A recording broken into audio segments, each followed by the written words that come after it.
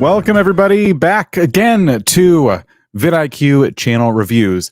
I am not an AI, and I will work for the next 2 hours to try and prove that to you while I audit your channel. And I'm not going to be alone, because... How are you doing, all folks out there? Welcome to the vidIQ Tuesday channel audit live streams. You know what I mean? One thing that I need to do before we're ready.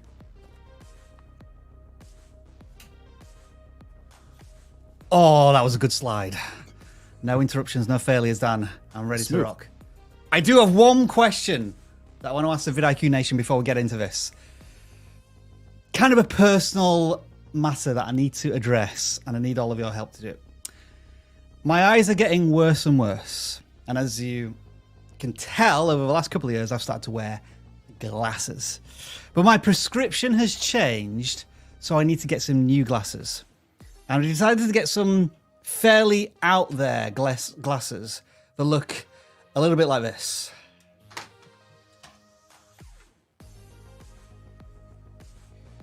So the question is, and I'm putting this in the community right now, should I wear these prescription-made vidIQ glasses on some actual videos and not just in this live stream? I don't know if it looks silly. Maybe it does, maybe it doesn't. I'm seeing lots of yeses. People are always going to say yes, aren't they? But do let us know in the voting poll. Dan, how are you doing? Be brutally honest, too.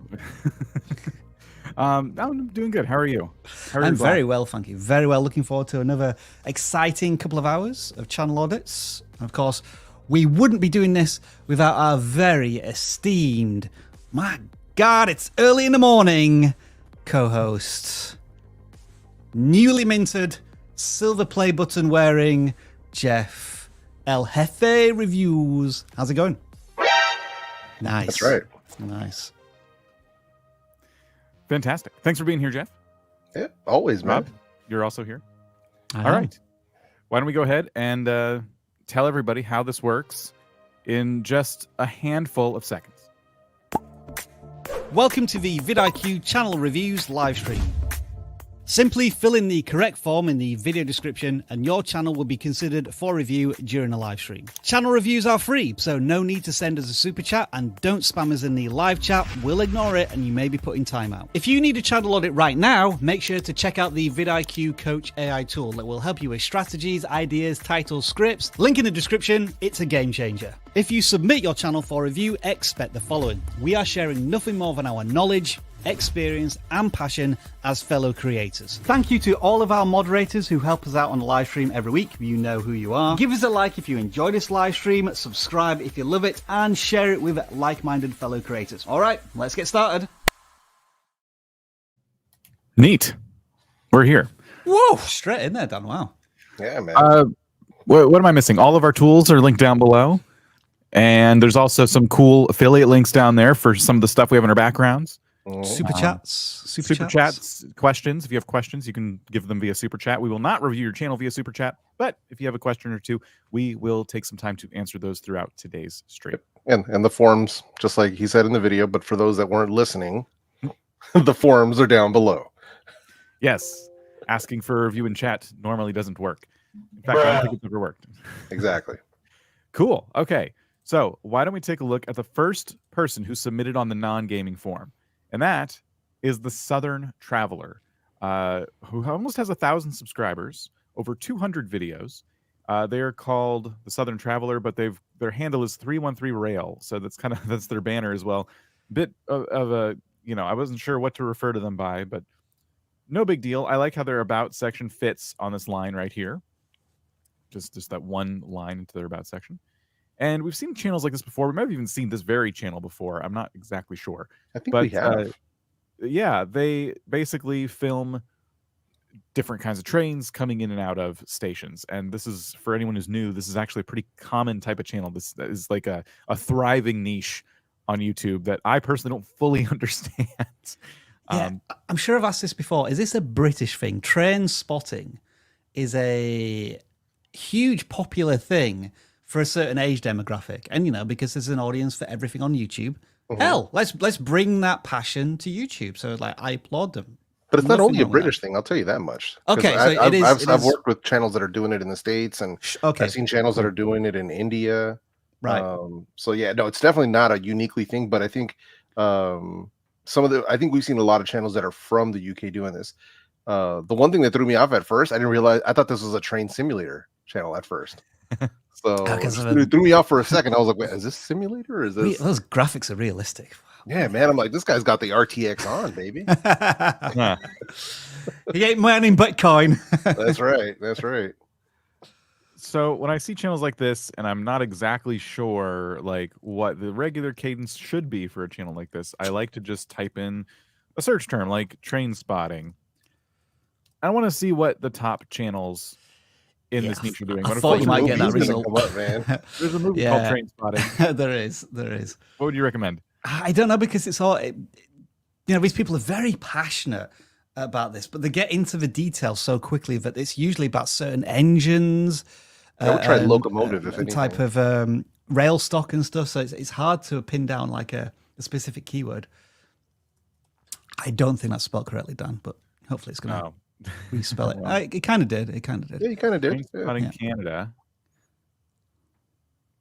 Why isn't Train Spotting cool? This got Yeah. Now, that is a cool title because it makes it accessible to a broad audience who may have certain preconceptions. Right. And going back to the channel that we're reviewing, I'm thinking to try and make it a little bit more welcoming. Instead of just like really specific keywords of engines and numbers, which I think are what all of the titles are, is there more like beginner guide stuff that can make the content more approachable? Because they're getting an audience, close to 1,000 subscribers. There's people watching the content. But like, as you see, from 1,000 subscribers, they're getting around about 100 views per video. These are the more popular ones. But Southern Class 455 Farewell Tour to Preston Park, you know, that is very much, if you are a train spotter, you're going to find this interesting. But could there be a broader audience for it? That's the potential argument here. I think it also depends on whether they're narrating the videos and the style of narration. But I agree, because the titles are very much almost not quite file system titles, but they are very SEO based on the search. So basically, it's depending, for some of these videos that get found, it's depending on the viewer to know the exact thing that they are looking for, as opposed to you giving them a title that makes it much more accessible. But one thing that we did skip a little bit, and Dan did mention it, was the fact that we are missing a value proposition in their channel banner. So I like that they have their @313 rail, but it doesn't tell a viewer who lands on this page really anything about what this channel is going to give me as a viewer. You're going to guide me through what trains they are.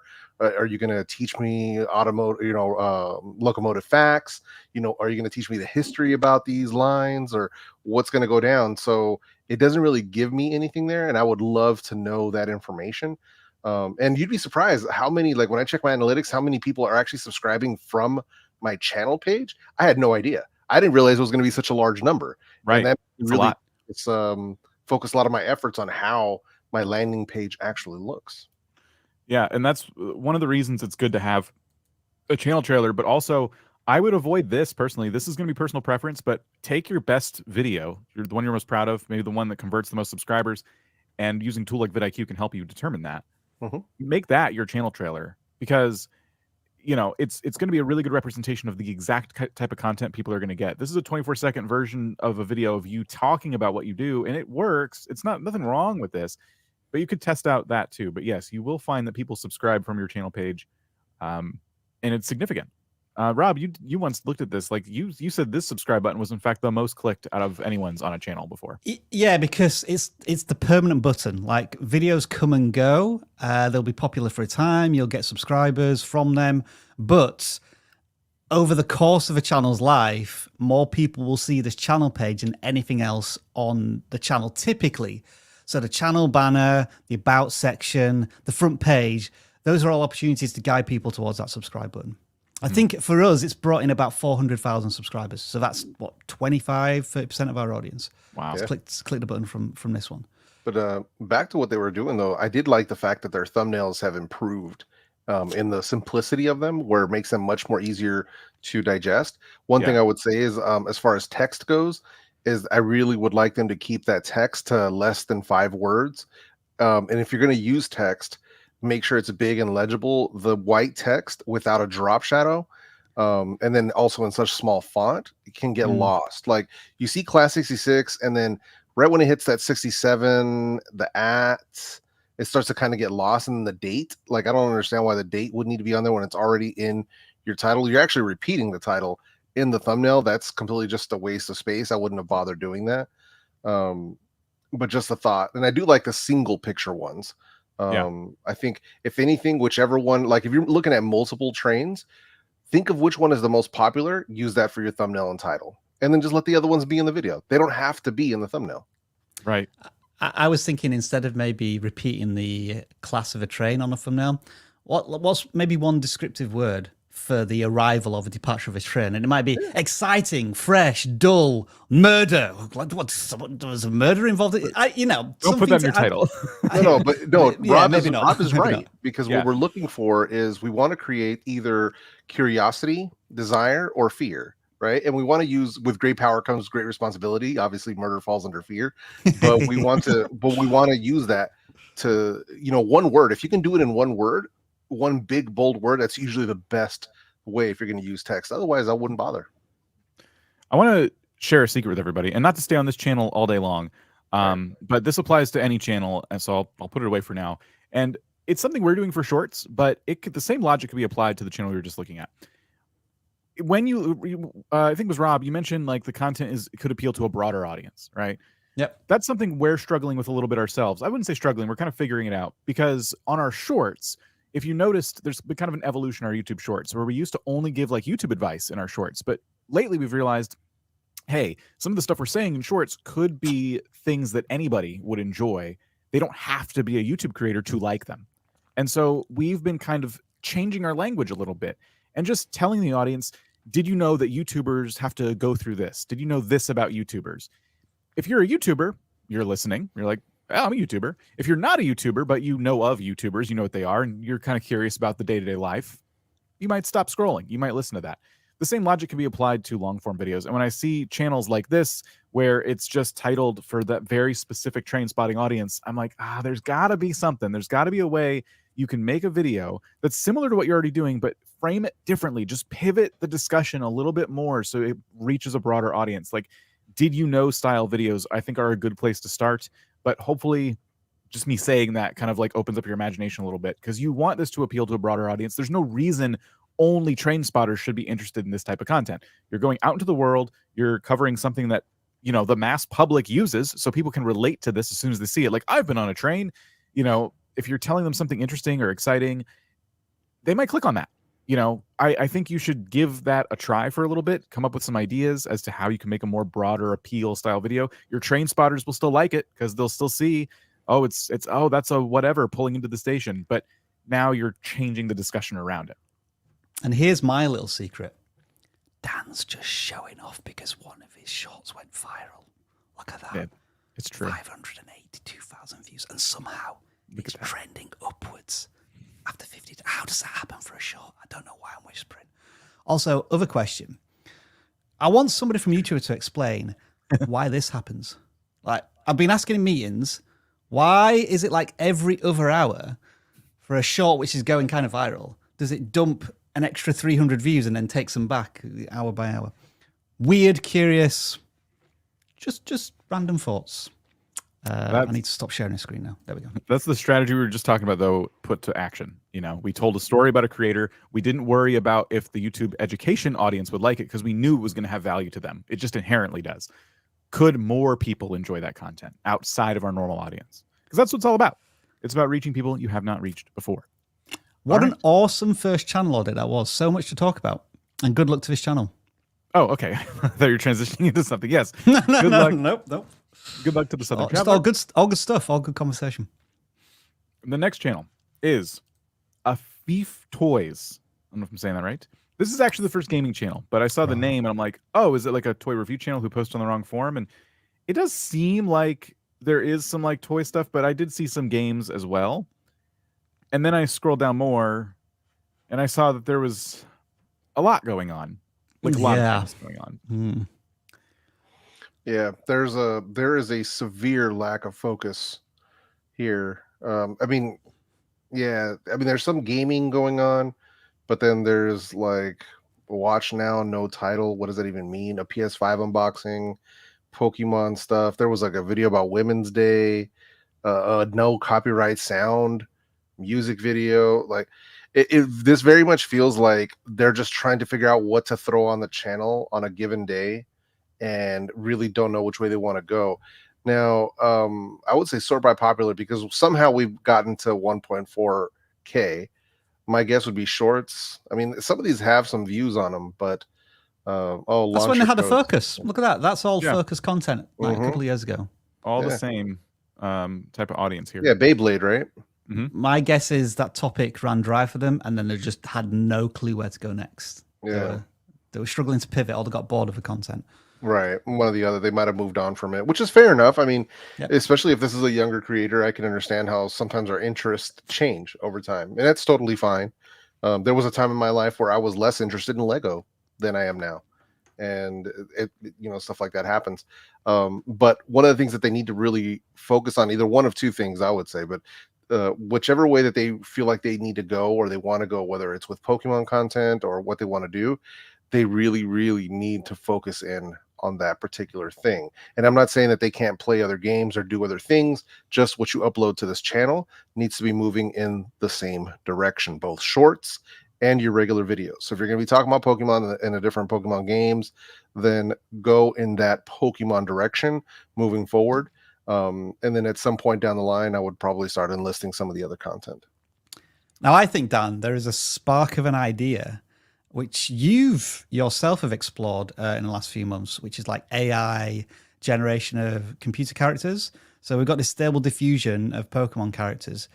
Theoretically, there could be an entire channel from that idea, couldn't there? Yeah. Yeah. There are. Imagine like if you just blended two Pokemon characters through AI, what were the results? That'd bring out some really interesting stuff.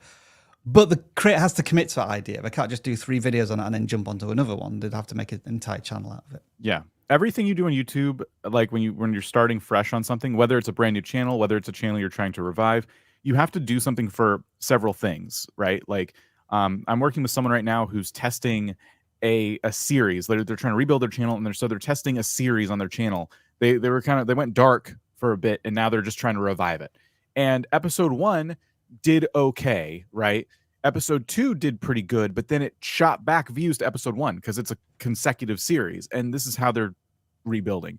And it gives you a lot of hope because you worked really hard on episode 1 and not a lot of people watched it, but you stuck with it. And then episode 2 drove views to episode 1, and 3, 2, 1, like it started cascading. And episode 1 always has more views, it seems. But the other episodes are getting views faster than they did when you first uploaded them. It's really wild to see it happen in real time. And so I'm just trying to say that as encouragement to anyone who started something and they put a lot of soul into it and it didn't take off right away. Like, keep going down that road. Like, try it for a while before you give up on it. There will be times where you try something and it's not going to work because it just didn't hit right with the audience. But sometimes it's going to work. You just didn't stick with it. And I think this right here could be a direction they go. If they like Pokemon, which clearly they do, it seems to be the one recurring thing on the channel lately, and you're interested in AI, there's a ton of channels that you can use for examples out there that are just taking AI and having it manipulate popular images and stuff like Pikachu and things like that. So you wouldn't be the first to do this, but that's a good thing because now you can kind of bring your own voice to that discussion.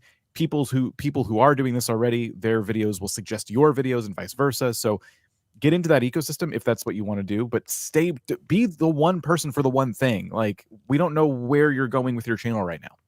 I think that's probably the thing that most younger creators in particular, and I'm saying younger creator because if you just scroll down a touchdown, the video on the right-hand side that says, can talking to your plants help them grow? Breakthrough Junior Challenge. I assume this maybe was a school project for this creator.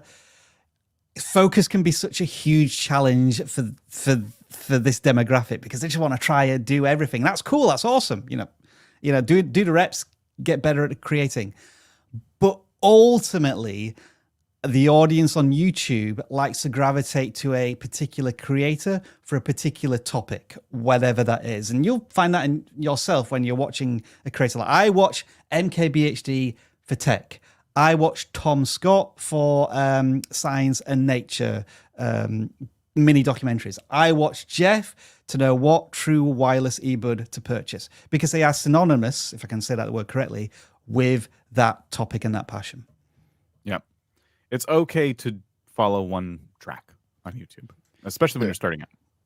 Yep.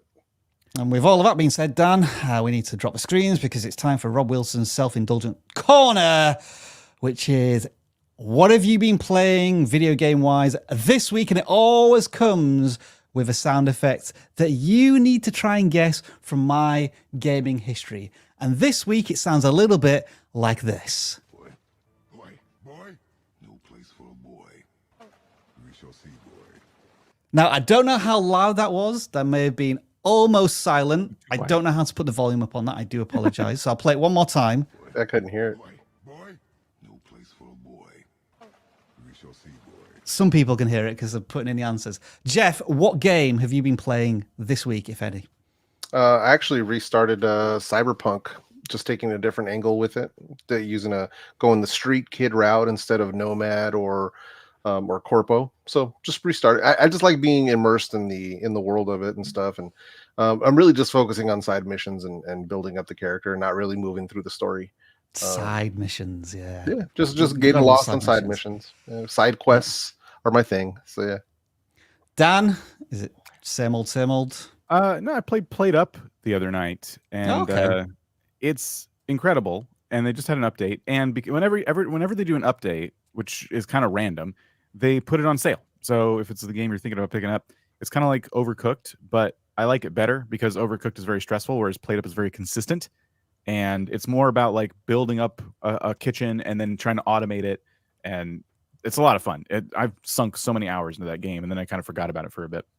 Oh, somebody playing Shadow of a Tomb Raider. That is an awesome game. The new Tomb Raider trilogy was fantastic. Now, many people did say God of War, and they are, of course, correct. Boy, no place for a boy. Yeah, I can't hear that at all. Kratos, during that game, says, boy, 100 times. But in the sequel, I don't know if he says it once, because obviously Atreus has grown up a little bit. I've been playing that this week. I have finished it again. And I've gone through all of the side missions, except for one, which is impossible. And anybody who's played the game will relate to this. Those 3 witches in Niflheim. Impossible. It's just annoying and impossible. I hate it. It's maybe quit the game, rage quit. Look at the guide. I have, and it all just says you've got to have these certain items, and you've got to like have a lot of luck, etc., etc. Oh, Get you're good at it. Yeah, get good. That's about it. So all of the other bosses, I was prepared to do that, Jeff. I was like, yeah, I'll learn how to counter and all that sort of stuff, and like over like 45 minutes, an hour, like the Valkyrie, the end Valkyrie. I can't remember the name of the end Valkyrie. That took about an hour, but I really enjoyed it because I was slowly leveling up. But these 3 witches, it just seems like random luck. You either get lucky and kill them all, or you can't and you die. Anyway, that's enough self-indulgent gaming corner. I've moved on to Sackboy, which is a platformer. It's a totally different change of pace, but I need to try something new. Nice. Can you still make levels in that game? I don't know. I can't be bothered doing that. That's why I played the old Little Big Planet. I enjoyed making levels.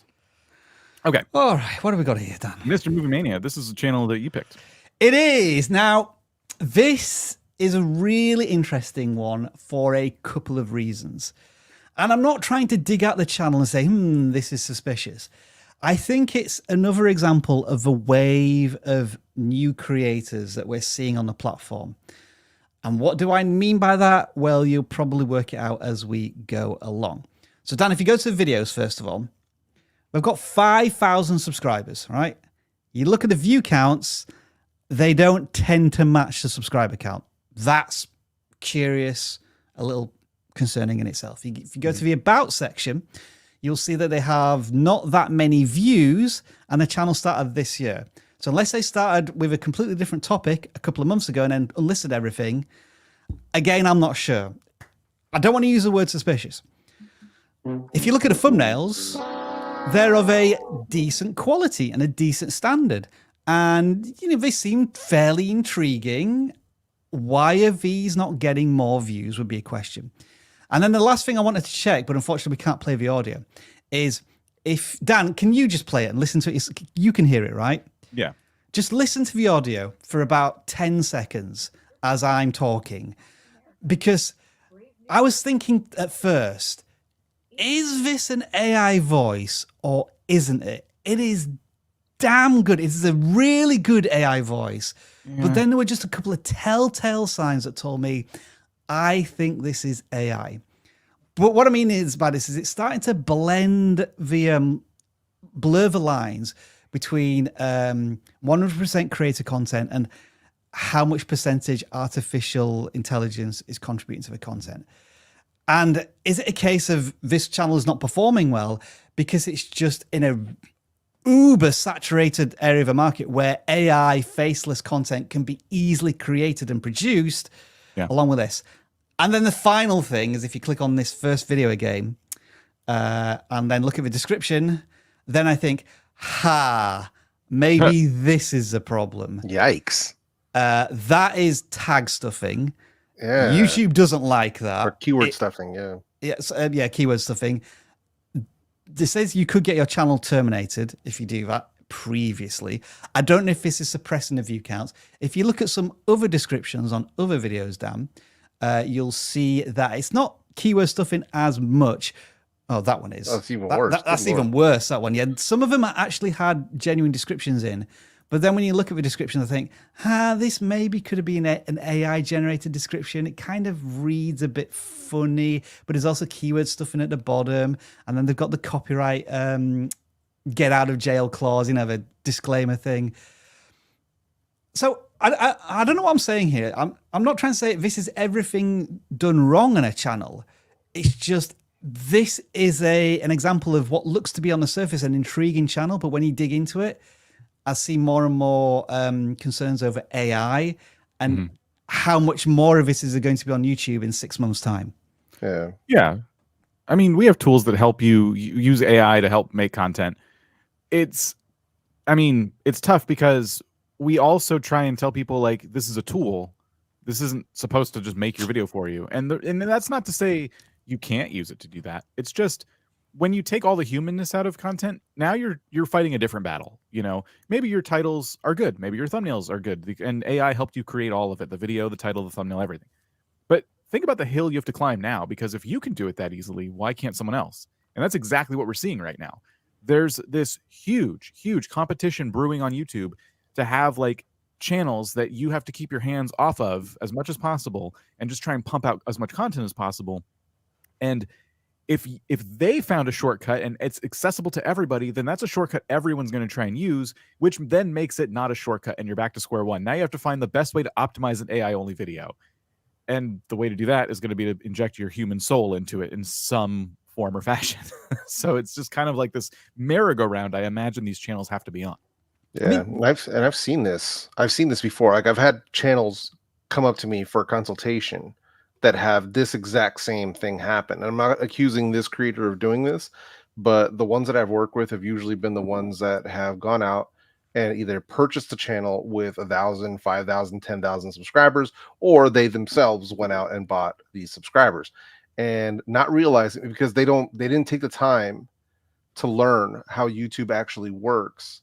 Not realizing that buying a channel with a bunch of dead subs will literally tank every single one of your videos.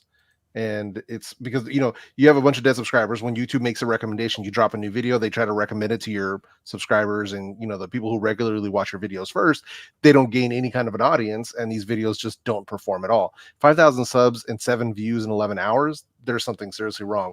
I would probably take this content off of this channel completely, start a fresh brand new channel and re-upload with 0 subscribers. I can almost guarantee you that it will perform better than this. Without the keyword stuffing. Yeah, without the keyword stuffing. Yeah. The packaging's pretty solid, isn't it? The thumbnails are good. They're using a template. The text is easy to read. The titles are fairly intriguing. Some are like asking questions and bring curiosity. But as you say, Jeff and Dan, if you just slowly scroll down, these videos are doing absolutely nothing, like a couple of dozen views. Yeah, Something doesn't smell right, unfortunately. Yeah. There's one thing I noticed about the latest video too. Captain America 4, Anthony Mackie's new official revealed. Official costume, official catchphrase, official... Right, the title doesn't make sense either. Right, and I wonder how often that happens. Again, if it's like an AI-generated title, but you didn't quite catch a mistake that it made and you uploaded it anyway, you know,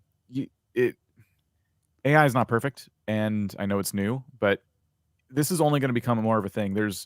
I'm not going to get into this, but there's some drama going on right now where creators are trying to like automate themselves. They were once human creators, now they want to be fully AI everything, and there's a lot of pushback on it. The community who used to follow them is not thrilled about that. They're like, well, I like watching you. I don't really like watching the AI version of you. Is this a particular creator, Dan? There's a specific one I'm thinking of, but it's a whole side of YouTube I don't want to like poke. Sure, no worries, no worries. But some of you might know who I'm talking about. And they're also trying to encourage other people to try this. And so I think there'll be a lot of this in the future, and it's something you guys got to watch out for, because not because it's gonna, get you banned or anything. Maybe YouTube creates a policy in the future.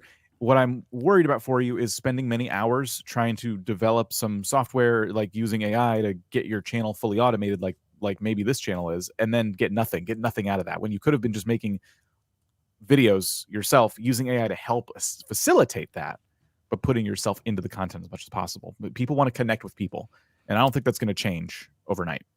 A couple of people have seen this in the chat asking about, I put keywords in my YouTube description before. Is it bad? I don't completely stuff my description with it, but I do use quite a few.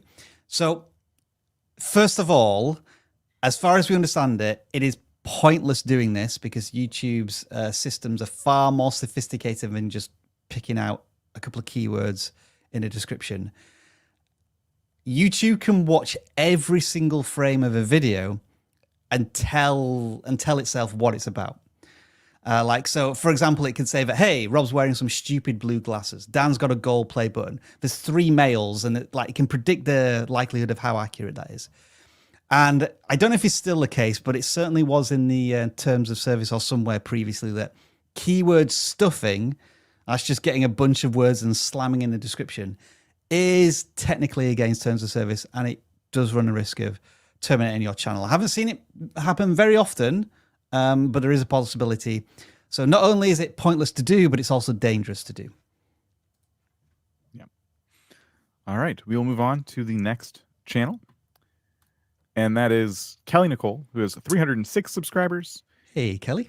They claim to be mostly a shorts creator, but they have recently uploaded some long form videos as well, which we could touch on if we wanted to. I know that sometimes someone who identifies as like a shorts creator doesn't necessarily not want us to look at their long form content. Look at that first video. The nice big chunk of views. Yeah. I like how they have a very simple like thumbnail strategy out of the gate. These thumbnails are great. They're not cluttered, and they invoke emotion. I think the ones that are performing like obviously top tier, this one, because it's talking about a haul, you have a big box. We're not necessarily supposed to see what's inside the box yet, and that's what makes it like intriguing. But sometimes it's not clear what the video's about by looking at the thumbnail, like help, and you're making a face. And then I have to read the title, How I did my makeup in high school with pics. So this invokes a before and after thumbnail in my mind. Go ahead. What about the first thumbnail? I love this idea. I think it's funny and cute. Dyeing my eyebrows with Just for Men.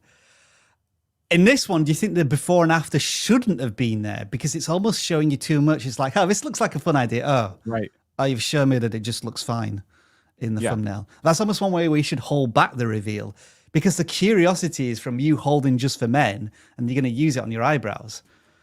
Yes. So I like that as an idea. They could have done a before and after, but blurred out the after. Yeah, that you know what I mean, to create that approach. vision. Because that's definitely a lesson in not giving away the ending in the thumbnail.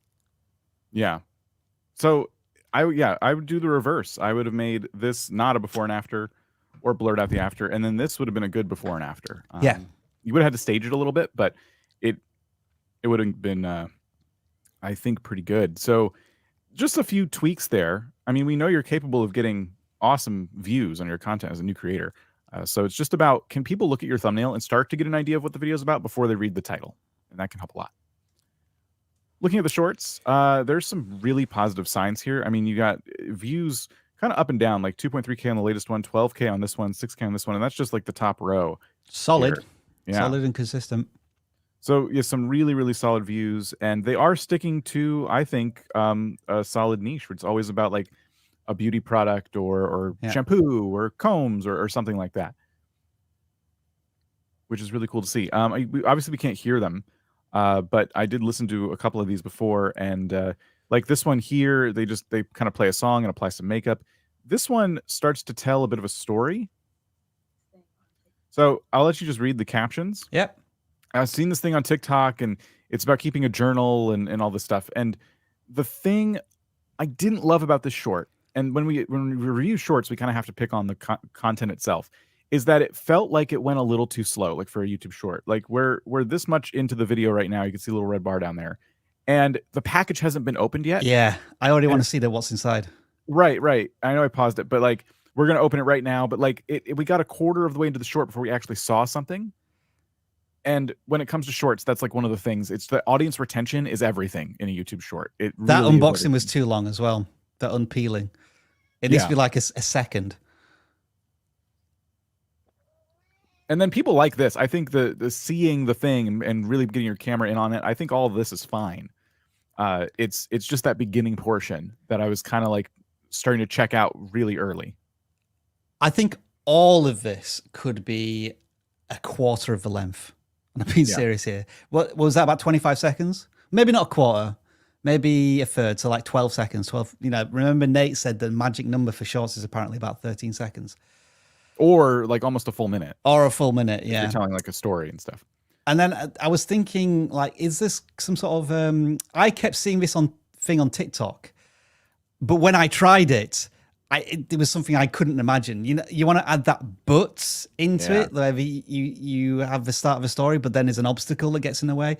What I'm trying to recommend everybody, including myself as I make shorts, is in the very first 5 seconds, you want to include 2 words, but then, and it turns it into a story. It changes the entire dynamic of the short. And although I've only tried it a couple of times because I'm finding it really hard to tell stories, it just changes the audience retention. Like as soon as you say, but then, the audience retention like just goes flat. You see the dip and then it just flattens out as people want to see the end of the story. Yeah. And so that would be my recommendation shorts wise. Yeah, you nailed it. That's exactly what I was hoping to see from this channel too. And obviously sometimes what they do works really well. Like 12,000 views on a short is fantastic.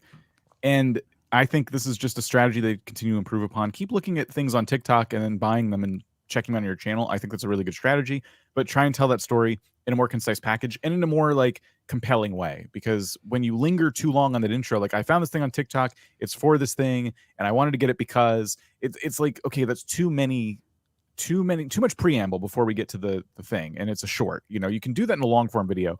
Doing that in a short is kind of the death sentence for the short because people just swipe and that's it.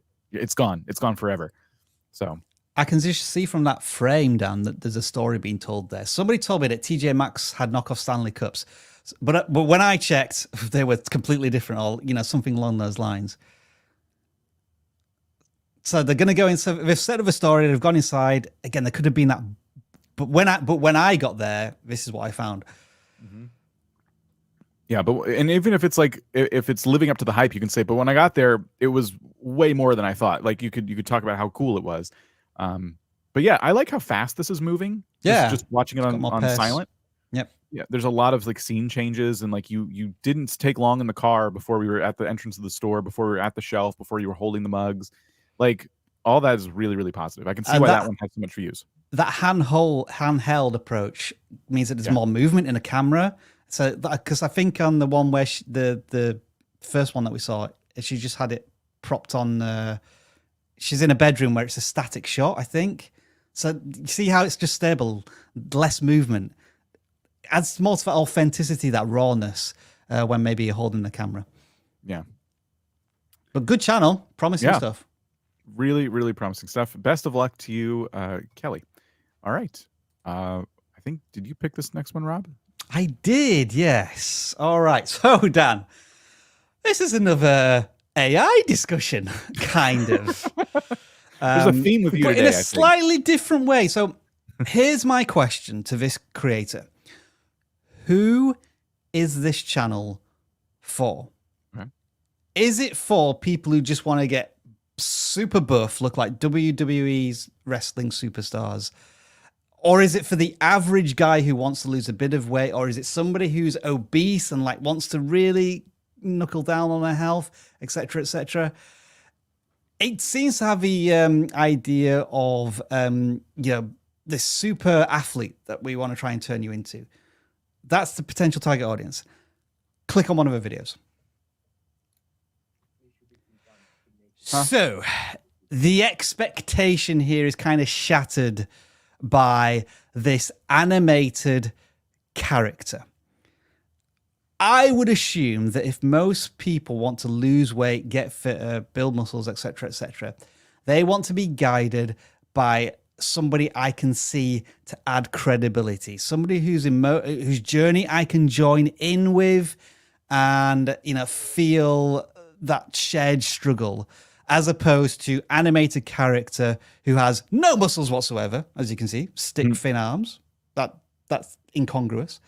And then the B-roll, which again is footage clearly on you. So I just think, I'm not necessarily saying this is AI. Dan, does it sound like an AI voice? I can't remember. No, when I was it sounds very human. Okay, it sounds very human. But them not getting in front of a camera and then having these shots, it's like, I don't think this is going to work for a fitness and health channel, in my opinion. I'm like 50-50 on the human sound. I think it might be human.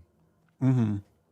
Either way, I completely agree. I was expecting somebody who was going to be like taking me on a bit of a journey. Like when I see this, like eat only this much, and like you have someone eating, I would have expected like maybe an opening shot of you opening your refrigerator, like maybe the camera's inside the refrigerator, so the screen's black, you open up and we reveal that we're inside the fridge, and you start grabbing stuff out of the fridge, and you start making your meal for the day, and then you sit down with it and you're like, I'm about to go work out, this is what I eat every day. Like you could really tell a story with this kind of content, but I don't know what I'm going to get. I'm just going to click on it. The thumbnail seems simple enough. I like how nice the thumbnails look in terms of their simplicity, but I have to imagine your retention probably drops really, really early. Like if I was a fitness person, and I'm definitely not, if I saw this in like this big fancy kitchen and like an animated avatar, I'd click away. And it's nothing against you. It's just, I know what these channels are capable of, and you're competing with some really top tier talent in this space.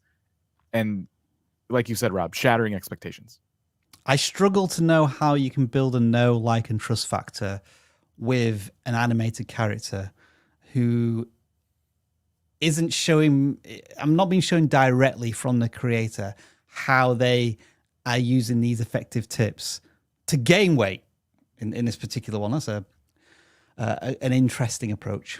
Yeah, and here's the thing, right? Because this doesn't, and what we're saying here doesn't really apply to everything where an animated character is involved. Like VTubers for gaming and for reactions and stuff, that's a whole different type of content where that isn't really necessary. And for what we're talking about here, for this type of content, I'm in agreement with the guys here as far as if you're looking for somebody, even if, let's say, even if the person who's trying to teach me this stuff isn't 100% like looking like a chiseled god yet, but they're on their way to doing it. You know what I mean? It gives you somebody that you can sort of build that bond with. So I totally get it. It threw me off as soon as you clicked play on the video. It immediately threw me off. I'm like, unless that cartoon character is hilarious, I don't know, man. It'd be really tough for me to kind of get over that hump. I'd probably just find a different channel with a human being that I can connect with. That's just me personally, though. I know that's not everybody, but that's just me personally. Can you just click on the about section very quickly, Dan? You see, I started working out, eating healthy in 2020 and never looked back. Who are you? You're not the cartoon character. Show us your journey, your personal journey. Maybe that's a very tough question to ask because they have self-confidence problems getting in front of camera. In the business of this health and fitness, I think that's one of the fundamentals. Yeah. Now, we are about to dive into super chat questions. And then we have a couple more channels here pre-selected. Before we do, though, I want to let you guys know we're trying something a little different today. If you're here live right now, we are going to be changing the way we do random selection channels today. And I'm not going to say what we're doing yet. I'm just going to leave that out there. Ooh, Yeah. what a So tease. if you're always sitting there like I never get picked for random selections, we're gonna make a little change today that could, I don't know, maybe fix that. So there's still a lot of you here, so maybe not, but we'll try. Let's look at some super chat questions because we have a whole bunch today. The first one from EV Pulse, not a question, just congrats to Jeff on 100K. Bruh. I think that's Jeff's way of saying thanks. Thanks, man. We have Milrus here. Why isn't Rob in/active in vidIQ Discord? I hate when people call me out through super chats. Listen, it should be obvious why he's not, but if I am a busy person. In my slight defense, last time Jeff was on, I committed to an appearance in vidIQ Max, which I did. And I'm forgetting we're talking about vidIQ Discord here. You see, we've got 2 Discords here. So my time is more dedicated to vidIQ Max Discord and those members when I have the opportunity. But it's a simple case of we're all just very, very busy people, and there are some sacrifices made there, and the Discord tends to be one of them. Plus, I don't get Discord. It's one of those things I just don't understand how to use, generally speaking. vidIQ Max is our paid group coaching community, by the way. And the coaches are very active in that Discord. If you're looking for, specific YouTube questions answered and you want access to a whole bunch of, well, Jeff, why don't you tell it? Yeah, if they want access to like we have a lot of pre-recorded sessions. I think at this point we're up to 51 pre-recorded sessions. The last one being a direct Q&A with the coaches, including we were doing some surprise channel audits of some of our Max members as well. But we have a ton of sessions that include subject matter experts like Jake Thomas from Creator Hooks, and just a ton of different people. Sean Cannell, we've had Rob up there, Dan's been up there, a bunch of people. So not to mention our private Discord. That's one of the better, more super powerful things that we have going, is a community of creators that can help you with feedback on your channel, your thumbnails, your titles, general YouTube questions, analytics, all of that stuff. So it's a blast. We encourage people to be in there with us, hang out with us, and even the person who dropped the super chat, EV Pulse, he's one of our maxers. So. And you can see the exclusive promo code running down the bottom here. That gives you a 30% off your first month of vidIQ Max, because it also includes Boost. Do need to stress that if you get vidIQ Max, you get all of our tools, unlimited access, along with access to the coaches and that peer-to-peer conversation, which I think is just invaluable as much as anything. Just working with other creators, sounding them out, getting advice, feedback, and you contributing to. That's what makes the, was it now 700 strong Max community, Jeff? Are we at 700 more? I can never remember the number. Yeah, I think it's a bit higher than that actually at this point. Yeah, that's what I like to hear. All right. Bike Lab. I have an ASMR bike building channel. Yeah, my uploads are a few months apart. Is that too much time between videos? Possibly.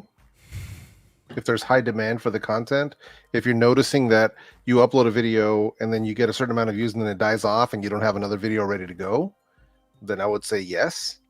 But if it's just because production time takes so long to make these videos, then I guess it's understandable. But I would say it could be hurting your growth for sure.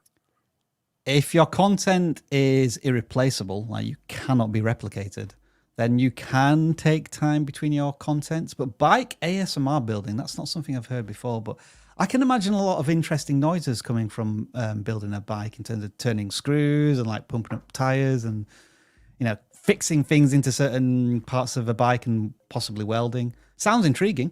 Mm-hmm. I guess one way to minimize that is maybe to convert some of these into shorts. If you're not doing it already, if it's all long form ASMR stuff, can you take certain clips and bring them down to the short form audience? Yeah. Can you go from like 0 to complete a bike in like 12 seconds? Like just clipping together other videos you've already done. Nice. All right. Matt's fishing escapes. I've been doing more shorts this month, snippets from long form content. increase in subs, but not long form watch hours. Am I creating two audiences to manage? Well, shorts wouldn't convert to long form watch hours. Correct. So I'm not sure how. I we're think they're putting hoping both- that they get people to check out the. Well, 'Cause the from- second part of the question is what's telling me they probably hoped Right. that people would like check out the long form content. Yeah. You're not going to see too much of that based on the data that we've been seeing with the analytics that YouTube is providing us now about audience crossover. So you're probably not going to see a ton of that. So if anything, treat it as promotion for your videos, but don't expect it to grow your long form audience per se. So I would lower your expectations of what you're going to get out of it and just keep moving forward with what you're doing. Yeah, there's an analytic you can look at too. We have this. It's kind of interesting. Viewers across formats. That's what It's I was great. talking about. Yeah, so it compares whatever you want it to compare. Right now, it's comparing videos to shorts for our channel. It's getting Beautiful. wider, that, isn't it? I think, Yeah. yeah, I can't tell for certain because YouTube doesn't show us a timeline of that percentage watching both change. But I think that white line is getting wider for us, which is good. Yeah, want. what you're hoping for is for this white line to start to get larger and larger. So your content, your shorts are getting sent to your long form viewers and vice versa, and everyone's watching everything. That's what you want. Now, to answer the question, am I creating two audiences to manage? Well, are you doing two entirely different types of content through shorts and longs? Because then Exactly. yes. If you're doing relatively the same kind of content like we are, we talk about YouTube growth tips and tricks on our long form, and then we talk about YouTuber stories. They're all play into kind of growth in our shorts. So they are a little bit different, but they should be appealing to the same audience. And that's why this white bar might be getting larger for us. We want to see a timeline of this, of course, like Rob said. But you can also compare videos to live streams. As you can see, in that case, most people watch our videos, but small percentage watching only lives and then 6% watching both, which is still not bad. And then you could watch shorts. Shorts versus live streams is one that I'm kind of like, I don't really care about, Yeah. but it's there. Do you want to watch a 12-second short or a 4-hour live stream? It's your choice. It's your choice. It's right there. In any case, best of luck to you. Explore Unseen USA. 3 best hiking trails near New York City. This is my last uploaded video title. Usually my CTR is around 7, I'm guessing percent, but in this video it's too low, 1.6. Can you please help me figure out how to find out? So, click-through rate is a unreliable analytic to judge from one video to another. It may be that this particular video, because maybe it has a good title, I don't know, has far more impressions. So it's being shared out to a much wider audience, which means that the click-through rate is minuscule. However, if you've got a similar amount of impressions, then maybe the title or the thumbnail didn't work on this particular occasion, or maybe there's some weird anomaly. But from 7 to 1.6, that's quite a big leap. And because we don't have all of the information at hand, it's very difficult to answer. Yep, I agree. K Games, how specific should my channel be? I do gaming news. Should I focus on one console or niche down to a certain game? Oh, Okay. Yeah, so this is interesting. I know channels who are in the space. So you're going to build an audience that probably isn't buying every single console. You might be, but you'll find that you'll get more viewers who are focused on like one type of thing. So what I've noticed is like, especially for Nintendo Switch, because I think it's the cheaper of all the consoles. Like Nintendo Switch people are Nintendo Switch people. If you try and show them PC stuff, if you try and show them PlayStation stuff, they don't convert. Like they just do not have all the things. They have Nintendo Switch. I imagine PlayStation and Xbox might have some crossover because they're similarly priced. But yeah, that's what you have to keep in mind is like, yeah, sticking to like one console might be a good strategy, at least at first, and maybe you can broaden in the future. But that'd be my suggestion. That's what I've noticed in the gaming space is like people tend to gravitate towards one type of console and they buy all their games for that. Their whole library is attached to it, and that it's like everything for them. Yeah, I actually worked with a guy who was doing accessories for actually a couple of guys are doing accessories for consoles, and they were doing it for both at first. They had both the PS5 and the Xbox Series X, and they were doing both, but noticing that one would always outperform the other and consistently outperform, you know, by double or triple the amount of views when they would say make videos about one console, you know, accessories for one console versus the other. So what they ended up doing was removing those videos of the other console that were underperforming and actually set them up as their own channel. And now those videos are performing just as well as so it's like now they have two separate channels that are built for both audiences. They're still making both types of videos. They're just putting them in two different locations, but both channels are actually growing, which is really, really surprising to see. But on the same channel, they just didn't coexist very well. They still got views, but you know, when you're getting 900 views and then 300 views, where now you have them on a separate channel, now you're both getting 1,000 views. It's like, I don't know, that seemed to be the better way to go. I have nothing further to add because I've just seen how many super chats we've got. Do you know what the average engagement percentage of posts are? Also, can post impressions reach those who haven't engaged with your channel? I will check our analytics in the background to find an answer to that. As far as them reaching people who haven't engaged with your channel, I believe we've seen that happen before, based on if it's based on interest. So like if somebody who hasn't watched any of my videos, but they're interested in headphones, and I put up a poll that's all about headphones and my own viewers are engaging with it, there's a good chance that that's going to be shown to these other people. But that's one of the things where I think we started finding this out when we started asking questions like, have you guys ever seen this channel before, in those polls on community tab, and people were like, no, like overwhelmingly no. It's like, oh, all right, cool. This is our lifetime post impressions, and just you'll notice the trend. I'm just trying to make a point. I know it's hard to see the graph, but the point I'm trying to make is the more you post, the more impressions you can see happen. But you gotta commit to it. Like you'll notice your first post don't do that well, and you just gotta keep posting. Yeah, that definitely. You can schedule them too, so it helps with consistency. Our engagement rate was about 9.8%, but on voting polls it's up around 20%. So that's pretty high, you know, for 1 in every 10 person or 1 in every 5 people engaging with a post as they scroll through the feed. It's quite powerful. And it's very low effort. It's not the right word, but you know, compared to making a video, it's a 5-minute job. It's definitely worth doing. I would say at least once a day, especially when you're not posting content. All right, one more and we'll get back to channels. Work in progress. How do you deal with storage space issues? It's a tech question. Where's Leron? Leron loves tech. Leron loves answering tech questions for people. We're gonna have to turn off super chats or something because we didn't even make a dent in these. So yeah, it's funny. We will get back to them, but yes, there is a chance as we get later into the show that we can't answer every single one. But yeah, you buy a hard drive in this case to answer this. I was going to say, if you've got a MacBook, yeah, then you or somebody has a little bit of money in the family. Shell out $50 for a hard drive if you can, just to store it on there. An external SSD is really the way to go with that. Yep. That's the simplest solution. I mean, I know I do it. I know a ton of people that do it. Yep. A lot of the different, especially MacBooks, you can edit right off of a Samsung T5 or T7. Yep. So yeah. All right. Thank you for your super chats. We will get back to those eventually, but first we have to audit some more channels. We have to. We have to. Aussie Star Wars Nerd submitted. They have 781 subscribers, and they do videos about Star Wars lore, which I thought was really interesting. Nice. Because like there's a lot of directions you can go with this, I feel like, and they just dive really, really deep into specific Star Wars characters. Like the latest video almost had me click. If I wasn't so busy, I would have. Obi-Wan fought with him, and it says, "We finally know who he is, Kenobi clone trooper." Like, I've never heard of this.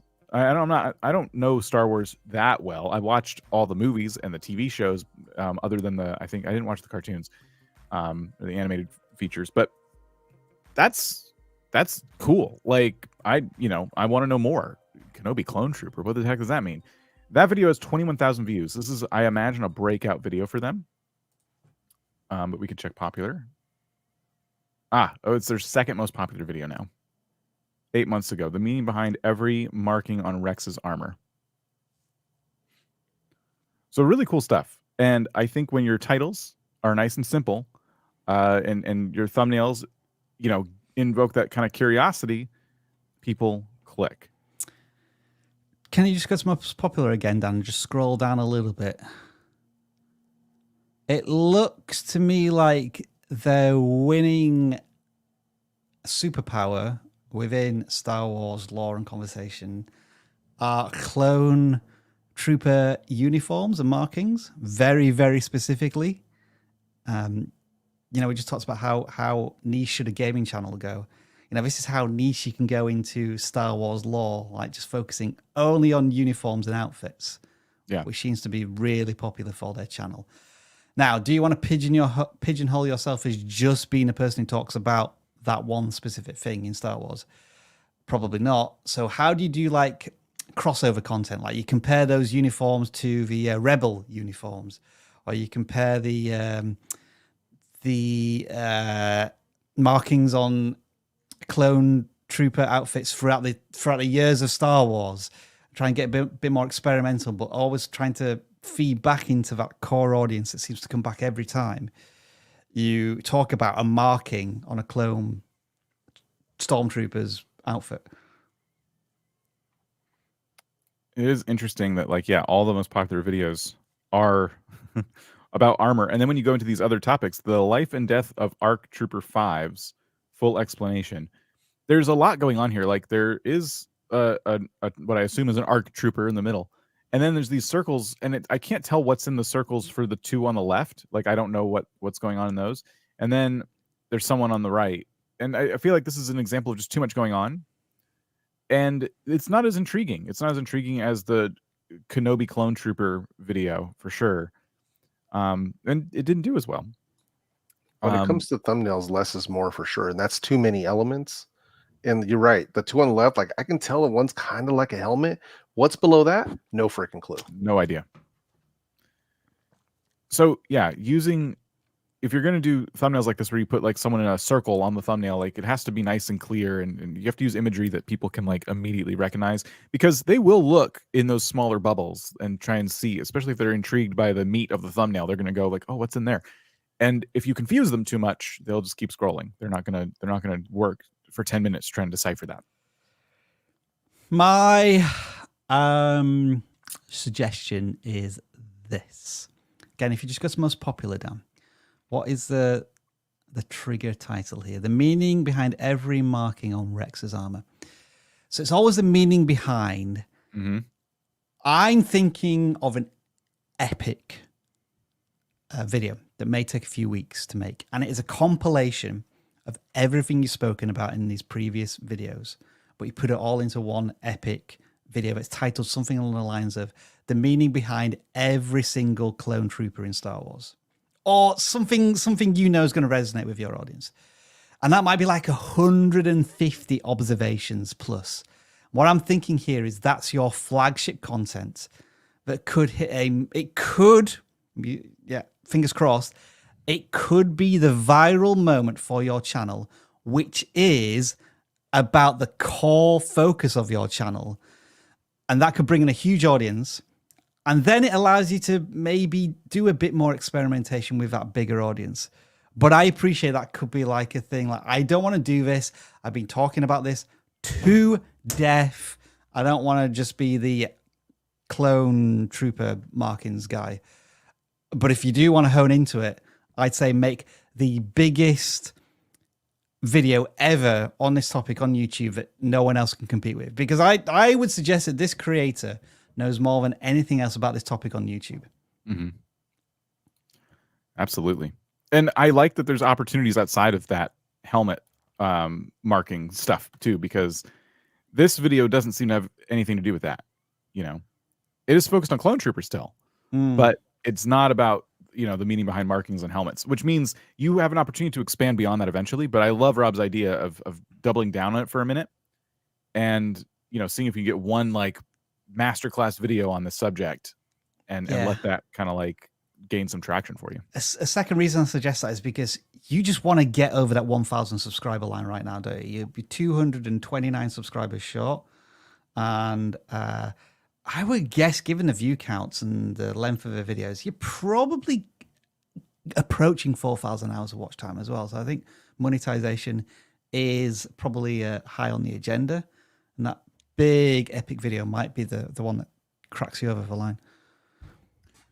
So we are about to get into random selections. We have one more channel, and again, if you're new here, if you're not new here, we're going to do random selections a little bit differently. So stay tuned. This channel actually won one of our Facebook challenges, and so Nice. they're receiving an audit today. They look kind of familiar to me, but it's the adventures of, I think it's Lucia and Glenn. Hope I'm saying that right. And they have 851 subscribers, and they are a travel channel. Discover the enchanting world of Lucia and Glenn. Hang on. Go back to my value proposition. It just makes me chuckle a bit. Where to go, what to do, what to eat in your backyard. I'm sorry, I just turned that literally. I didn't think of it like that, but now I'm thinking about it like that. Yeah. And then see what they're saying. The musical notes throw me as well. Because it feels like a travel channel, but then these sort of influences elsewhere. Yeah, I mean, I like the fact that they tried to put a value proposition in, but the text is so freaking tiny that it doesn't really help.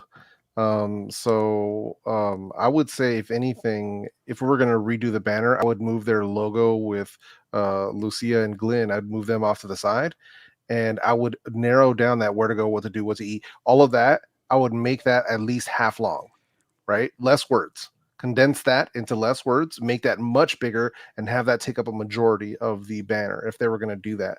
Because right now these letters are this big, and it's like, come on, man. So I would put a little more emphasis on that, if anything. Social media icons feel a bit useless as well because they haven't even included a handle. Yeah. So who or what am I supposed to follow from them? Mm-hmm. And they only have their website here, so we can't click on them from there either. Yeah, that is an interesting thing, actually, in terms of like the calls to action on the channel banner. I used to just have like 5 or 6. And I thought, you know what? We recommend on end screens that you should just have one call to action. And is it better to have just one call to action in your channel banner or multiple? So yeah, I'm not too bothered about it just being a website, but like maybe you want to include a text like, why should I go to his website? Am I going to get discounts for travel or like discount for spades so I could shovel in my backyard to eat something? I just don't know. Getting into the titles and thumbnails, one thing you'll notice as I put my cursor on these videos is they all kind of start the same, and it's with an animation. What I imagine is an animated intro. And the fact that this is always there tells me this is a very long intro. Can we play it? We couldn't hear it, but we can play it. Go on, let's see how long it takes. Okay, so there's an initial hook. That's fine. I ain't got a problem with that. Dan, what are they saying here? You've got it muted. Don't worry about it. But isn't it fascinating how YouTube always goes for that branded intro when it can? Yeah. Wherever it is in a video length, I've noticed that as well. So it starts about a minute in. And so let's see. Here we go. Let's see how long this is going to be. It's really cool, but we typically advise against these. Yeah, like fantastic. Yeah. I will always say this. If there was a skip intro button on there, everyone would be clicking it. Yes. What was that? 15 seconds, 20 seconds, 20-second intro, right? Something like that.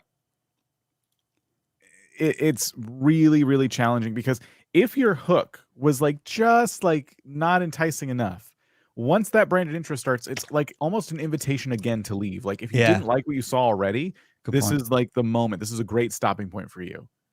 And even the best videos, like the best hooks, can still have that where it's like, do I want to stick through this video? And then the longer that intro goes, the more it's like, oh, wow, like this is really taking up a lot of time now. And then you have to get your mouse or your TV remote and try and like scroll past it.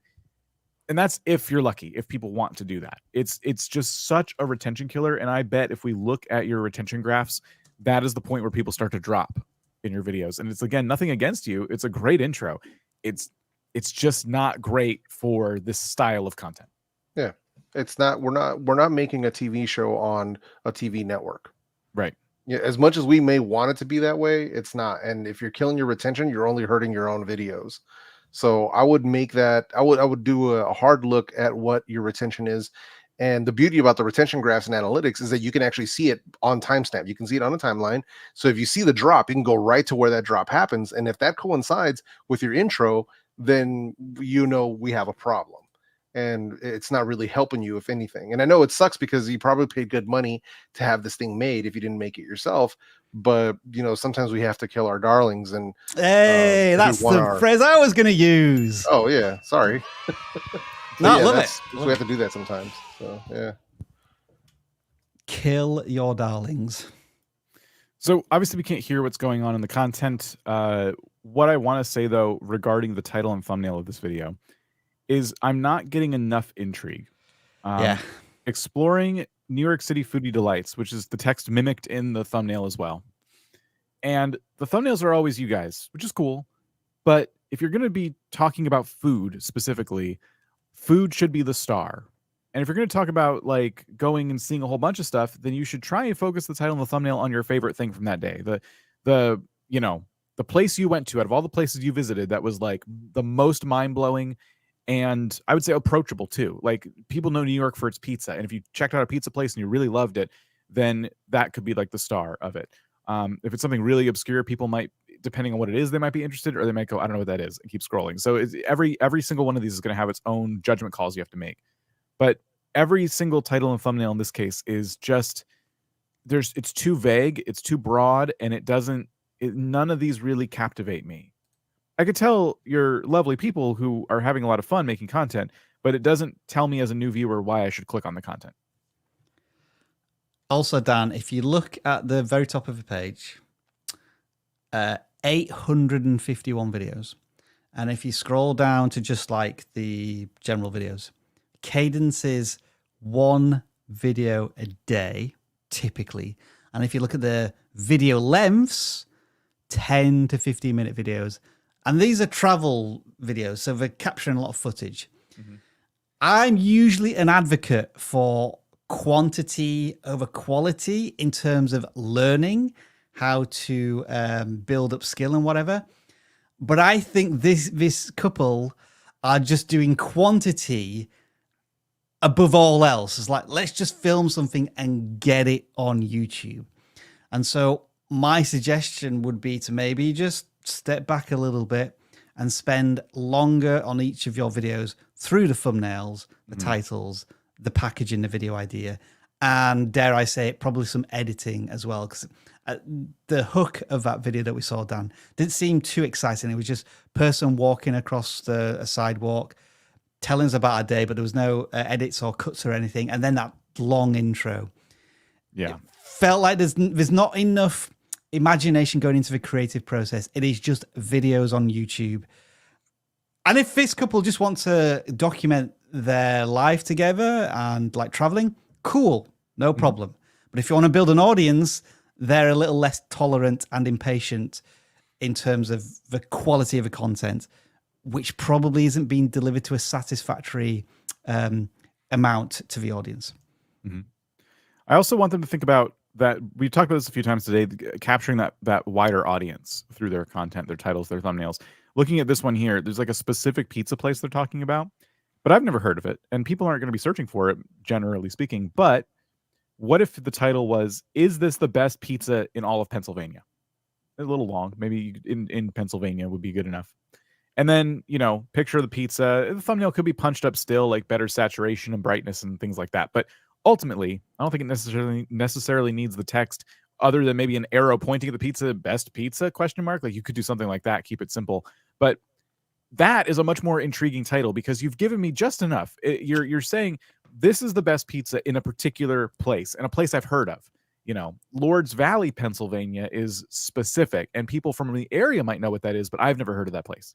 You know what I mean? And so what if I'm, a foodie and I want to like travel around and find really cool pizza places in obscure towns? I'll get to the Lords Valley part when I click into the video. Get me to click on the video first, and how are you going to do that? Hype it up.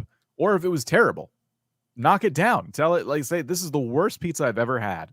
You can do either thing, but I think that would appeal to a broader audience while sticking to the same niche. All right. So we've given some tips there. Thank you for being a part of our Facebook group, and best of luck on your journeys. Now, everybody here right now, you're here live, and we appreciate that quite a bit. So we're going to do something a little bit different when it comes to randomly selecting your channels. What I'm doing in the background right now is I am clearing both forms. This is my emotion right now. I can't quite believe it. Yep. If you submitted on the form today, you need to submit again. If you submitted on the form a week ago, or I don't know, earlier when the stream went up, you got to submit again, because now is your time. You joined us, you stayed here, you hung out with us. Now you get to submit on this form again for a chance at us to pick your channel. This is for the people that are here right now, not the people that left. Because some people hang out and then they can't take it anymore because they haven't been picked and they leave. This is for you guys, because you guys are here right now. So you guys have to resubmit. Yes, I know it's a little bit of extra work, but this is going to improve your chances of getting picked while you are here, for those that are here watching the stream live. So make sure you submit on the right form. Both forms have been cleared, and we are about to bring out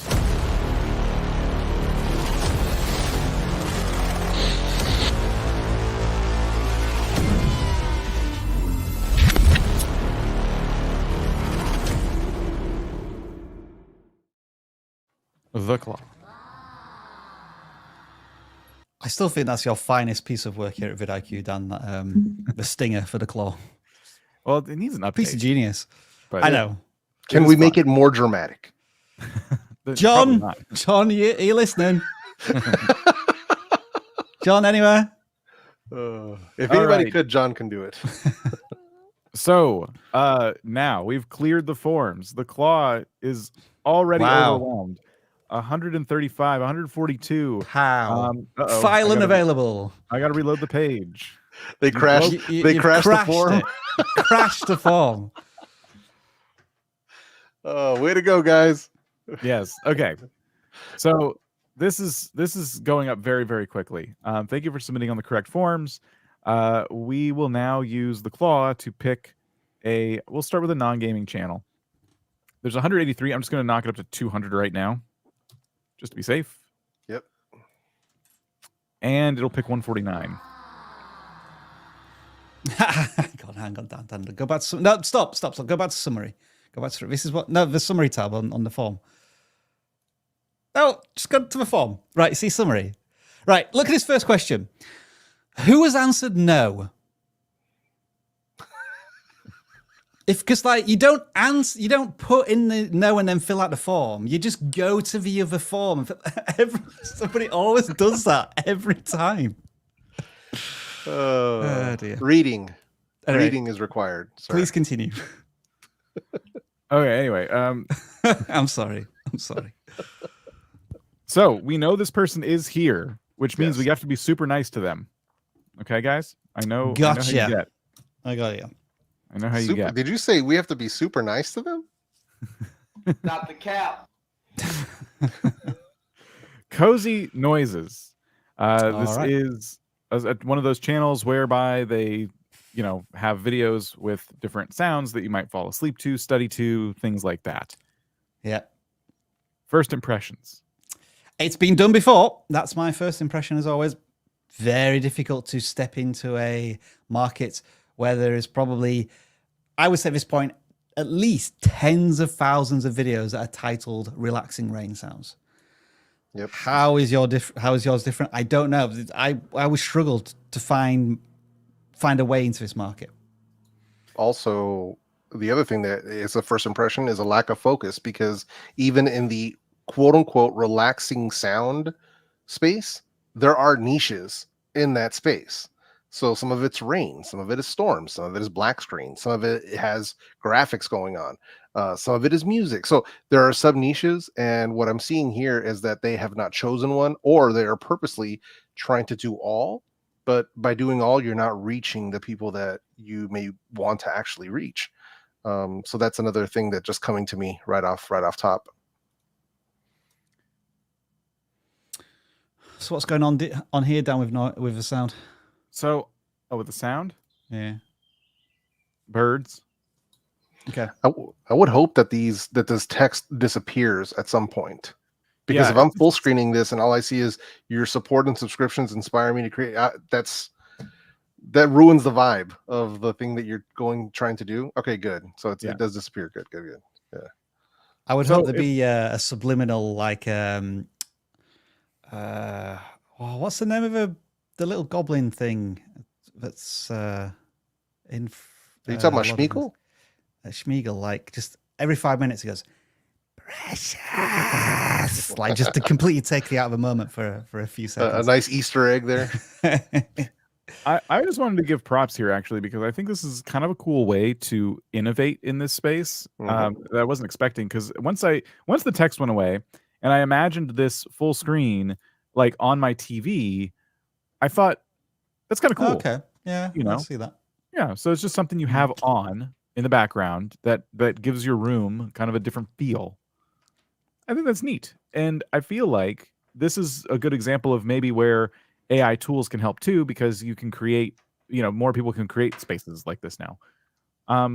So again, you got to watch out for competition in that regard, but this kind of changes the tone of these like, hey, listen to like calming sounds channels, because now it's not just about calming sounds; it's about entire like landscapes on your nice big TV. Maybe you can make this 10 hours instead of 1 hour. Like make it so it doesn't really have a chance to turn off. Make sure there's no like mid rolls in it. I feel like that would take people out too. That's just a quick tip for me. But transform your space with Shire inspired Hobbit window appearance. This was 2 months ago, and you'll notice compared to some other stuff they've done, that's a lot of views for them. So what if they were to do a bunch of these different environments with different sounds that looked really sharp and showed up nicely on a big TV? But like tying into popular culture, like It could. you might have one from Tony Stark's workroom or something, so it's got a lot more electrical, or even sounds and like whatnot. like the way the stars look on Star Trek when you're in warp. Yeah, Something like that. Yeah, kind of like a desktop background for your TV. It makes noise. but what about the title? Do you think the title's appropriate, or should you go for the relaxing sounds from Lord of the Rings? Do you just go like fully loaded search base titles? Because I'm not sure who's searching for that. How would it be discovered? I would test some things because this is kind of, to me, I've not seen this before. I definitely don't think the thumbnail is the best way to approach this. I think the picture of what was in the video itself was pretty cool. Like it's kind of clear to tell like what it is, and we don't need the blurred background with the text and the character. It's weird to me, but I would test it. Like we could be wrong about that. This is a space that's very competitive, and you will need to kind of test things out if you want to grow within it. Thank you, One Things book. I was Gollum. to Gollum. Okay. Yeah. Who is Schmeagol? Was that the other persona of Gollum? I can't remember. I hated the films anyway. Okay.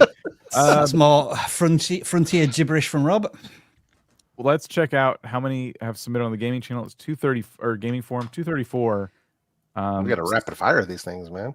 I'll tell you why I hated a lot of Rings franchises, because 6 hours of it was Peter Jackson fantasizing about slow motion, emotional views. Like every other scene was like this, with some music in the background. It's like, just get a move on. You got to watch it at 2 times speed, bro. Yeah, that now you can these days. Yeah, it's not a bad idea. So this channel says they cover mostly CSGO investing and CSGO themed videos. So this should be interesting. CSGO investing. Yeah, I think there's a big like store aspect of CSGO. Right. So you would buy like rare things on the store. This is gonna be really tough for us because it's not in English. Foreign language. Yeah, Yeah, we at will struggle a that. bit. I'm not familiar with CSGO either, so I'm out of this one. So how do you make this more welcoming and approaching to an audience and like reduce the text? It's weapon and price. Like, is it more than expected, or are you making a profit on selling this? Or is it at an extreme discount? That's one way to make I'm not saying it's more accessible to non-native speakers of the content, because it's pointless appealing to them. But rather than having to read 6 words in some of these, like just minus 50% is probably all you need with the appropriate item on some of these thumbnails. Obviously, this one worked really well for them. 2.6K views. Yeah. Now, I guess that's because it was tied into like a tweet. So they had that tweet Yeah. style, which kind of maybe added a bit of authenticity to it and relatability. So that's not a bad idea. Yeah, but no, I think you're absolutely right. I don't know what the titles say, but making this content approachable is as easy as taking the weapon skin or whatever it might be, putting it on there, and then price tag or interesting bit. Yeah, like it's on sale. That's the best advice without being able to see what the titles say. I think that's where I'm at too. How many Very short- videos have they done? 14 videos. Okay, and 500 subscribers. So that's a very good start for the channel. You know, there's always that challenge. Obviously, they must be able to speak English as a second language, and there's that big temptation to go for the English market because it's a much bigger audience. But they're staying native to their language. Is it Ukrainian, Polish, Russian? I'm kind of guessing one of those languages, Eastern European. Much smaller audience it tends to be, but also less competition. So you can start to really dominate in that area. So I think they're onto something, given the view counts and the subscriber size. Yeah, it's not just a gaming channel. Like they're focused on not just a game, a specific aspect of the game. So channel banner, channel icon, they're terrible. I'll be honest with that. yeah, it doesn't really make any sense. Obviously, we can't read the text, but I don't really get the bird. Yeah, and I don't really get the avatar either. But all right, cool. Thank you for sharing. Best of luck. Let's do one more channel before we go back to super chats, and then back to channels. How are we on? Yeah, 305. Okay.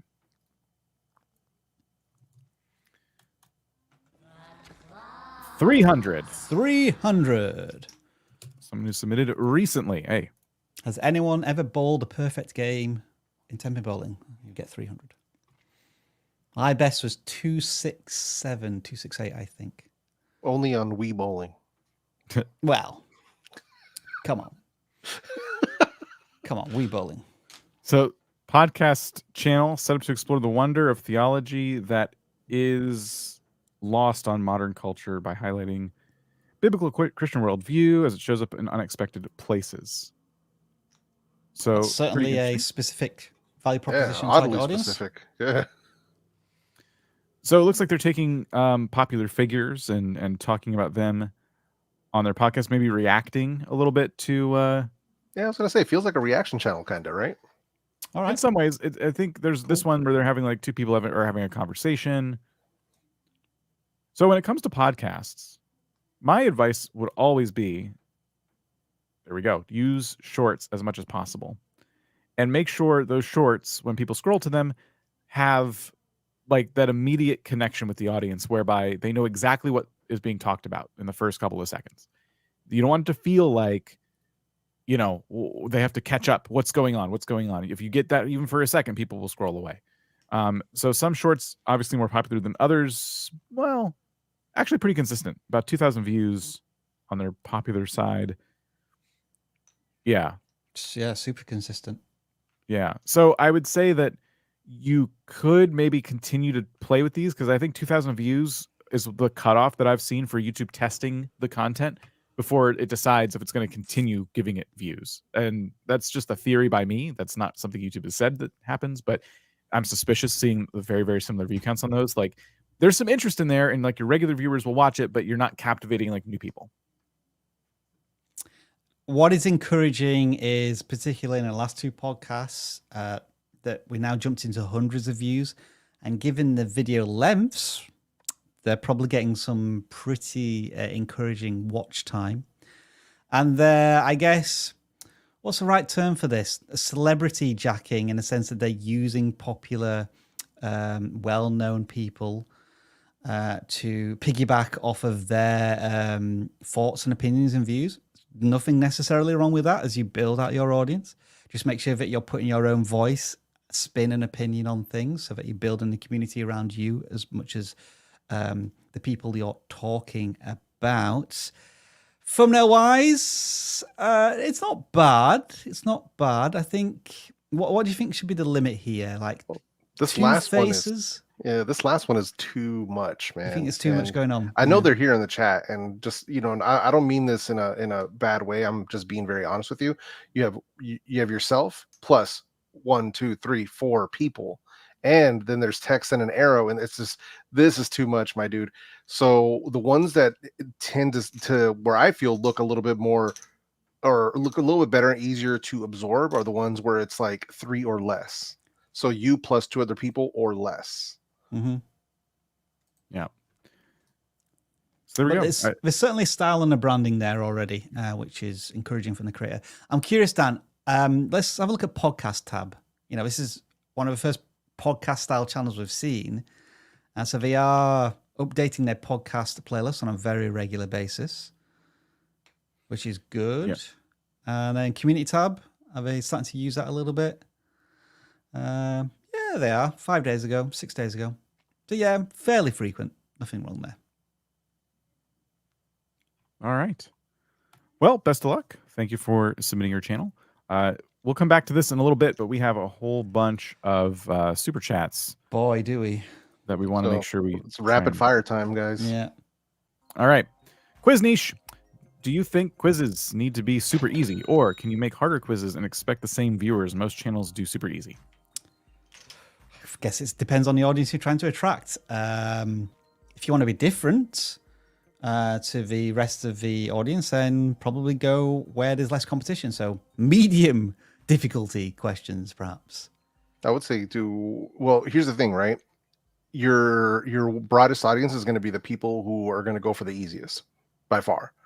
And you could probably add in some tougher ones in there, but I wouldn't have it just be one or the other. You know, you could do like beginner level, or, you know, medium level, and then advanced level, something like that. But I would be making, you know, if you were making 4 videos per month, I would have 2 or 3 of them be beginner and then 1 be the harder level.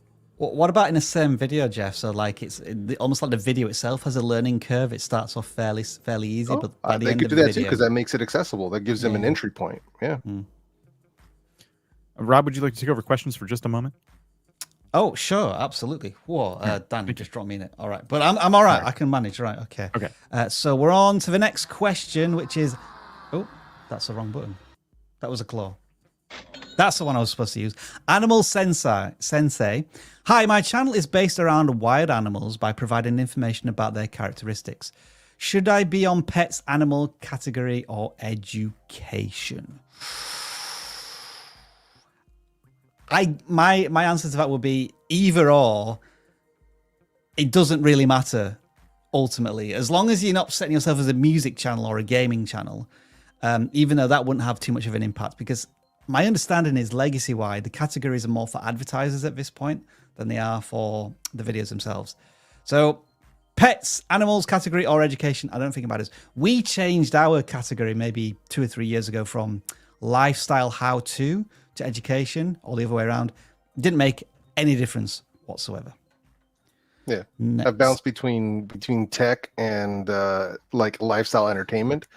No difference whatsoever. Yeah. So this is one of those questions that, for anybody who's wondering about categories, listen, don't worry about it. Pick one and then never worry about it ever again.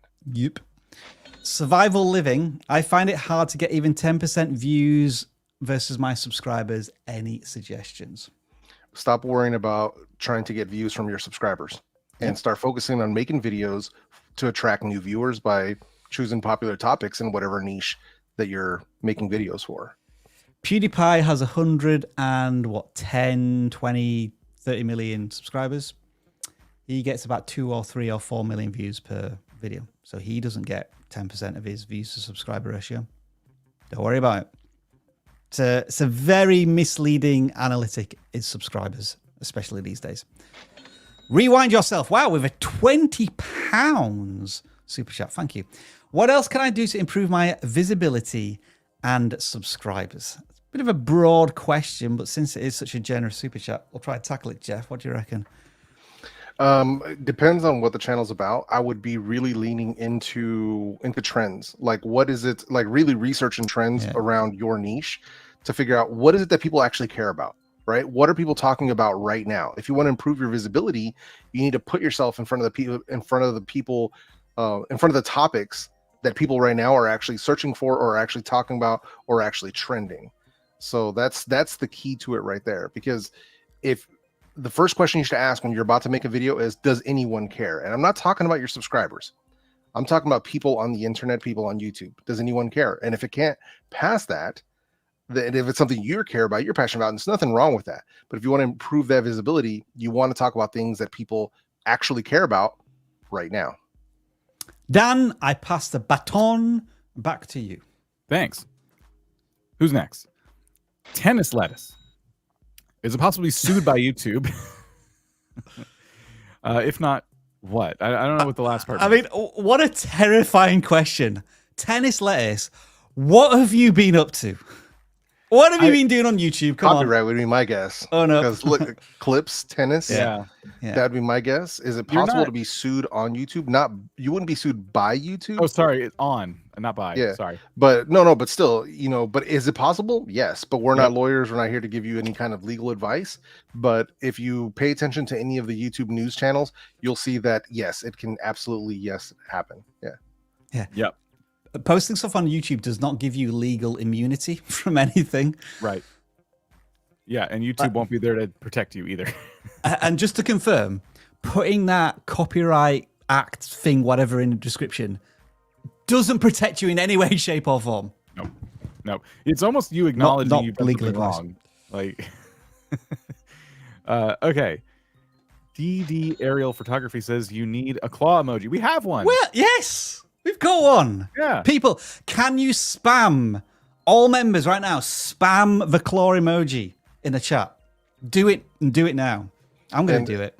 And FYI, if you're leaving super chats now, we're probably not going to get to it. Just letting you guys know right now. We have quite a Probably few. not going to get to it. We'll try and rapid fire these though. So Design Burst, who's back again, thank you so much. Our channel finally got views, like 8K real time in long form video, or in their long form content. We upload long videos and shorts. If we stop shorts, will affect the long video views. I don't think so. No. It will affect your shorts views. I mean, there's obviously you've developed an audience who likes your shorts, so you'll be not catering to them anymore. But yeah, generally speaking, it doesn't seem to have an impact. I think Design Burst is now on a super chat streak. This was like the 8th or 7th in a row, possibly more. What's a good average view duration percentage? There are actually graphs for this, and we posted them in videos before. I can't remember off the top of my head. Same. I think the medium for a 6-minute video is 50%. Or is it 10%? I can't remember. I'd have to try and find a screenshot from somewhere. Yeah, And I because just don't know where it it is. drops as the video gets longer. Yeah. So, I'll have a look in the background because people probably want to see it and screenshot it. So yeah, let me have a look in the background. I created a website to promote my services and YouTube channel, but the YouTube videos I add to my website don't show any ads. Does that hurt my earnings? Yes, if it's not showing any ads. No, Yeah, they but it also should depends on how show- much traffic actually comes in off the website. Yeah, exactly. Ultimately, if you're trying to promote your business, I wouldn't worry about it because it's probably a minuscule amount that you're gonna, be impacted anyway. Really, what you're trying to do, if you're trying to promote your services, is you're trying to convert sales. So I wouldn't be super worried about ad revenue anyway. But yeah, it might have an impact. Yeah. So should I worry about Nintendo? I post Smash mods. Yes. I don't care if they demonetize me. I'm Yes. concerned about them removing my videos, striking or shutting me down. Yes, they will do that. I care about Yes. getting a follower, not at the moment, not money. Look up Point Crow. That is like a huge YouTuber. Nintendo came after them and issued strikes against their modded Zelda content. They will do that. They do not like people modding their stuff. That is not unique to Nintendo, but definitely they are one of the big ones that go after you. And A lot of very gaming litigious. developers actually encourage modding. Nintendo's not one of them. I'm going to give you a really weird analogy here. Has anybody ever watched Whose Line Is It Anyway? Yes. It's a classic comedy improv thing, right? You know who Ryan Stiles is, right? Yep. And whenever he has to play the character, like they go to the party and they've got to play these weird characters, and he's like startled gazelle or something. That's what Nintendo does every time they see a modded Nintendo video on YouTube. They'll do this. Yeah. And they will strike you down Yes. with vengeance. Yeah, I mean, They I feel will- I feel bad for Faithful Otaku, man, but because I can feel that this is something you're passionate about. Yep. But you're opening yourself up to legal liability, Yeah. And I would strongly recommend going a different direction or starting a different channel, to be completely honest. Yeah. Because right now you're running the risk of putting all this time and effort into building a following that Nintendo can take away from you just like that. Yep. It is within their right. There's nothing you can really do about it. And I feel for you too, because I know the modding community in Nintendo games in general is really big and they do really cool stuff. I don't like that Nintendo does that to creators, but it doesn't matter what we like. It's their stuff and they can do that. I think we should just be grateful that like they finally come around to creators making videos in the first place. Maybe one day they'll come around to modding too. But until that point, it's a huge risk to cover this type of thing. Even talk about it. People are afraid to even talk about it in their videos because Nintendo has a history of coming after, them as well. So, sorry. I wish I had better news there. No good news there at all. Yeah, I feel bad. So Jake, would you guys consider listicles to be search-based content? I believe so. Yeah, mine are what it is. for sure. As long as people are searching for it. And that's not a bad thing, but it also adds a bit of opinion because if it's the best 10 of something, then it's probably in the opinion of the creator. So that adds a little more of a community aspect to it. I think it's Reactor Raptor. I've seen people on Fiverr claim they can boost your channel. Are these legit or just scams? 100% scams. Unless someone's offering like coaching services on Fiverr. Shall we say 99.9%? Sure. Just to cover ourselves. Sure. Yeah. If But you're just yeah, sending someone some information and then you're magically getting views, that's a scam. If someone is offering like actual like coaching or something, I'm sure there's something to that. But yeah, I don't know. I'm not browsing Fiverr. I've seen those before, and yeah. Yeah, they'll say stuff like boost your views, boost your subs, a lot of that stuff. They claim that they're doing it by creating backlinks. It's a bunch of nonsense. So, literally all they're doing is taking your money. They're buying subs, buying views, not going to do anything for your channel. Matter of fact, probably hurt your channel. Just don't do it to yourself. Organic growth is the best. Someone we know did an experiment. I wish I could remember who it was. It was about a year ago, but they actually went through this and determined that the Fiverr person was like adding views to their videos, but then YouTube was taking them away. Yep. It was a whole thing. It was a whole battle. It was really interesting. I've been unable to find that graph, unfortunately. I've just got so many files, and I don't know what I've called it. Oh, the thing behind Rob, that's the Lemetric clock. Yes, these are, so this is the Divum, I can't remember exactly what it's called, like a Pixu. There's a link in the asking about the description. one that shows subs. But yeah, this is the Lemetric time. It's cool. Then you find it on Amazon and you realize how expensive it is. And you think, maybe I'll pass on that. That's why I never got one. Yeah, that's exactly why I never got one. $150. 150 of your US dollars. Ahoy guys. Earlier I noticed that one video on the traffic source was under YouTube advertising. Do I not need to pay for that? Sorry, I'm a YouTube. This can be not just from you. So like if you paid for a video to be advertised, it would show up traffic source YouTube advertising. But if someone else has paid for your video to become an ad, then it would also show up as that. So you don't necessarily have to pay for it. Somebody else could be doing that. Like let's say if you made a video about a Sony set of Sony headphones and Sony liked your video and they wanted to run that as an ad, then they can do that. But that's one of the things where we don't have control over that. But if I were you, I wouldn't really worry about it at this time because you're not going to get billed for that. So if you didn't set it up, you're not going to get billed for it. I think there is a way to block that now. I've heard of that. I'm not sure how. So I don't want to share the screen because it's got some sensitive information. But in the settings, you go to the general tab, advanced settings. There is a tick box that says only let linked accounts use this channel's videos as ads. So you may be able to stop that from happening. There was, I remember watching a video, it might have been by the Spiffing Brit about this, where attention was being called to this very problem. I don't know if it's a problem. It's just this very weird thing that happens. And so, yeah, I'm glad to hear that was addressed. As an author, if I create a channel with my stories narrated by AI, is it okay with YouTube policies? The Russian version of it is okay with me as the narrator, but I can't do that in English. Right, you have to have it dubbed. Okay.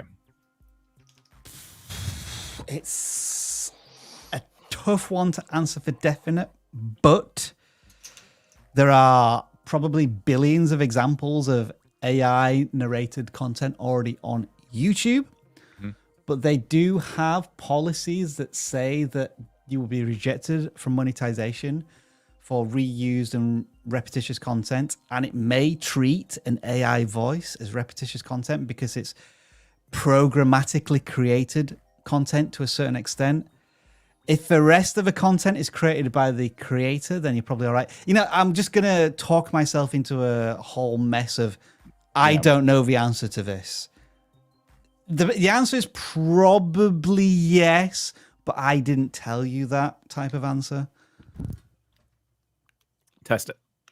Yeah, this is like all you can really do. And you're going to sound exactly the same as everybody else who uses that AI narrator. Yep. So in this case, is Fiverr a place where you might go to get a professional voiceover artist to do it for you? Yeah. And have that unique style and voice. I've been attempting to grow my mobile gaming channel for over 2 years. While I've seen some growth, I'm finding myself fighting the same battle, trying to find what works. I hope you choose me for an audit. We could. Today's a better day for that since we changed up the way the Claw picks channels. Best of luck to you. Sometimes it's a matter of sitting down and looking at other people in the space and what they're doing. If you're finding that you're trying to reinvent the wheel because you want to be different than everybody else, you might reconsider that strategy. It's okay to do something that someone else did and bring your own voice to it and your own style. And sometimes that's how a trend blows up and everyone in that trend benefits. So don't be afraid to try something that is working for somebody else. I haven't seen your channel, but that's like one piece of advice I can give. Let's see. I'm learning tricks in Polish. Am I looking pro? I've got an answer for this. Yes. We're not looking at channels based on super chats, but hopefully. Best of luck. Cryopulse says, I'm not sure how you pick channels for reviews, but I started about a month ago and was growing steadily until I posted a video that absolutely blew up. It quickly got 500,000 views, but now I'm stuck. The curse of the viral video. So here's the thanks, Dan. So here's the thing. Cool, you may have got 500,000 views from this video, and then everything else after it is getting maybe 1,000 views, 2,000 views, and you don't think that's very good because your expectation has been taken totally out of context by this one viral video. So it's about expectations. It's about growing slow, well, not slowly, but growing steadily. And has this viral video screwed up your mental state in terms of channel growth? Unfortunately, there's not much I can add to that. No, I mean, it's true. That's really what ends up happening is that it really does mess with the numbers, not only just in your analytics, but also in your head. And because a lot of us have seen that. We've had a video just absolutely take off, but then every video after that is like a 10 out of 10 because that one set the bar so high that now we're thinking that every other video is tanking when it's actually not. So yeah, I really wouldn't sweat it. I would just continue moving forward, to be completely honest. But yeah, this is also why a lot of us tend to say that virality is highly overrated. And that's one of the things that I try to drill into my students is stop chasing virality and start, going after making your videos better and growing organically. Mm-hmm. All right, we will try to knock out the rest of the super chats before the end of the show, but we want to get back to some claw picked channels, and we'll go back to the gaming form now. Pick number 136, and it's going to be Grimmy, Street Grimmy, Saint Grimmy. I don't know. Yeah, let's go Saint Grimmy. Let's play channel. Let's see. Okay, here we go. Oh my gosh. Hold on real quick. Long form videos. Okay. Number one piece of advice for you. It's time to get better thumbnails. Maybe this was great for one thumbnail, but you've used it over and over and over again. And people probably don't click as much as they used to because it just feels like you're making the same video over and over and over again. I did allude to this earlier, talking about a creator who was doing episodic content and it was working really well for them. because episode 1 would go out and then episode 2 goes out, and some people are like, well, what was episode 1 like? And they go back to episode 1. Unfortunately, though, the decline in views here, since these have been out for so long, like, you can see that episode 2, 3, and beyond aren't picking up the same steam that episode 1 did. If you're gonna do content like this, Incredible to get 2.5 views on that first Let's Play. yeah, There's an audience. Good job there. You're on camera, like, yeah, I love that, and it's an hour long. I think this could have been more, but each of these thumbnails needs to be different, and they need to give people an interesting thing that's happening in the video in each episode. You know, I'm not even against using episode numbers anymore, like I used to be, but because I guess I would ask you the question: does this need to be episodic, or can you just make each video stand on its own? If it needs to be episodic, if you're trying to tell a long form story, then sure, throw episode numbers on there, but you have to make each thumbnail different. You have to. This will not work. This strategy will never work to grow your channel if you're not changing this up. This needs to look like something different happening in every single video. There is certainly a war of viewer attrition here, isn't there? Like 11 days ago, you got 2,500 views. And if we go to the top row now down, the ones posted from a couple of days ago are getting 300 to 400 views. You know, given the channel size, that's still very encouraging, but it does feel like you're burning through your return viewers and they're choosing not to come back. One final thing, Dan, if you just scroll to the bottom of this series, what were they doing before? So they were football, so something completely different. Now we're doing an F1 gaming series, which is fine. You're kind of building your channel around that now, something to be aware of. But yeah, let's stop phoning in titles and thumbnails.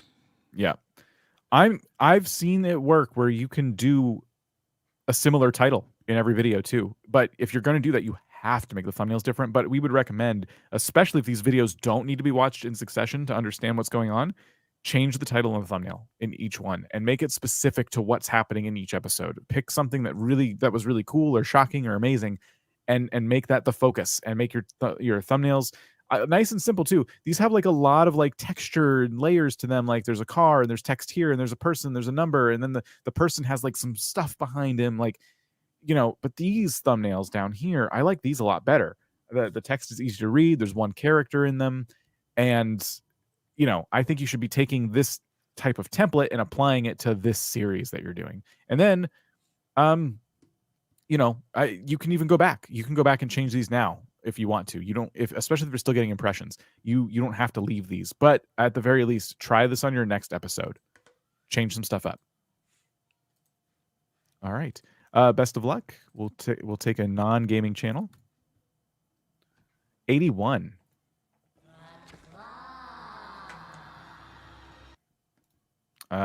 Sometimes I don't know about today. It's just sometimes it just doesn't type in what I want. Yeah, I get the same experience, Dan. PokeSeal TM. Pokemon / Mario animations. Okay. It's a non-gaming channel, right?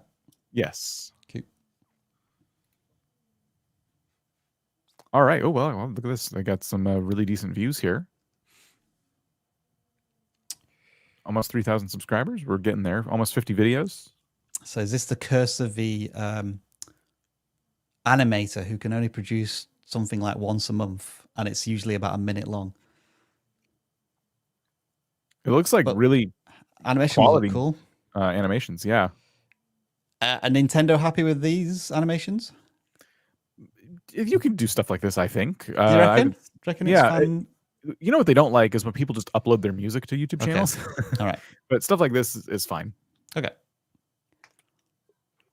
So the first question I would ask, sorry, Dan, to interrupt. No, go ahead. Are they doing shorts as well? Like almost turning some of these into shorts clips?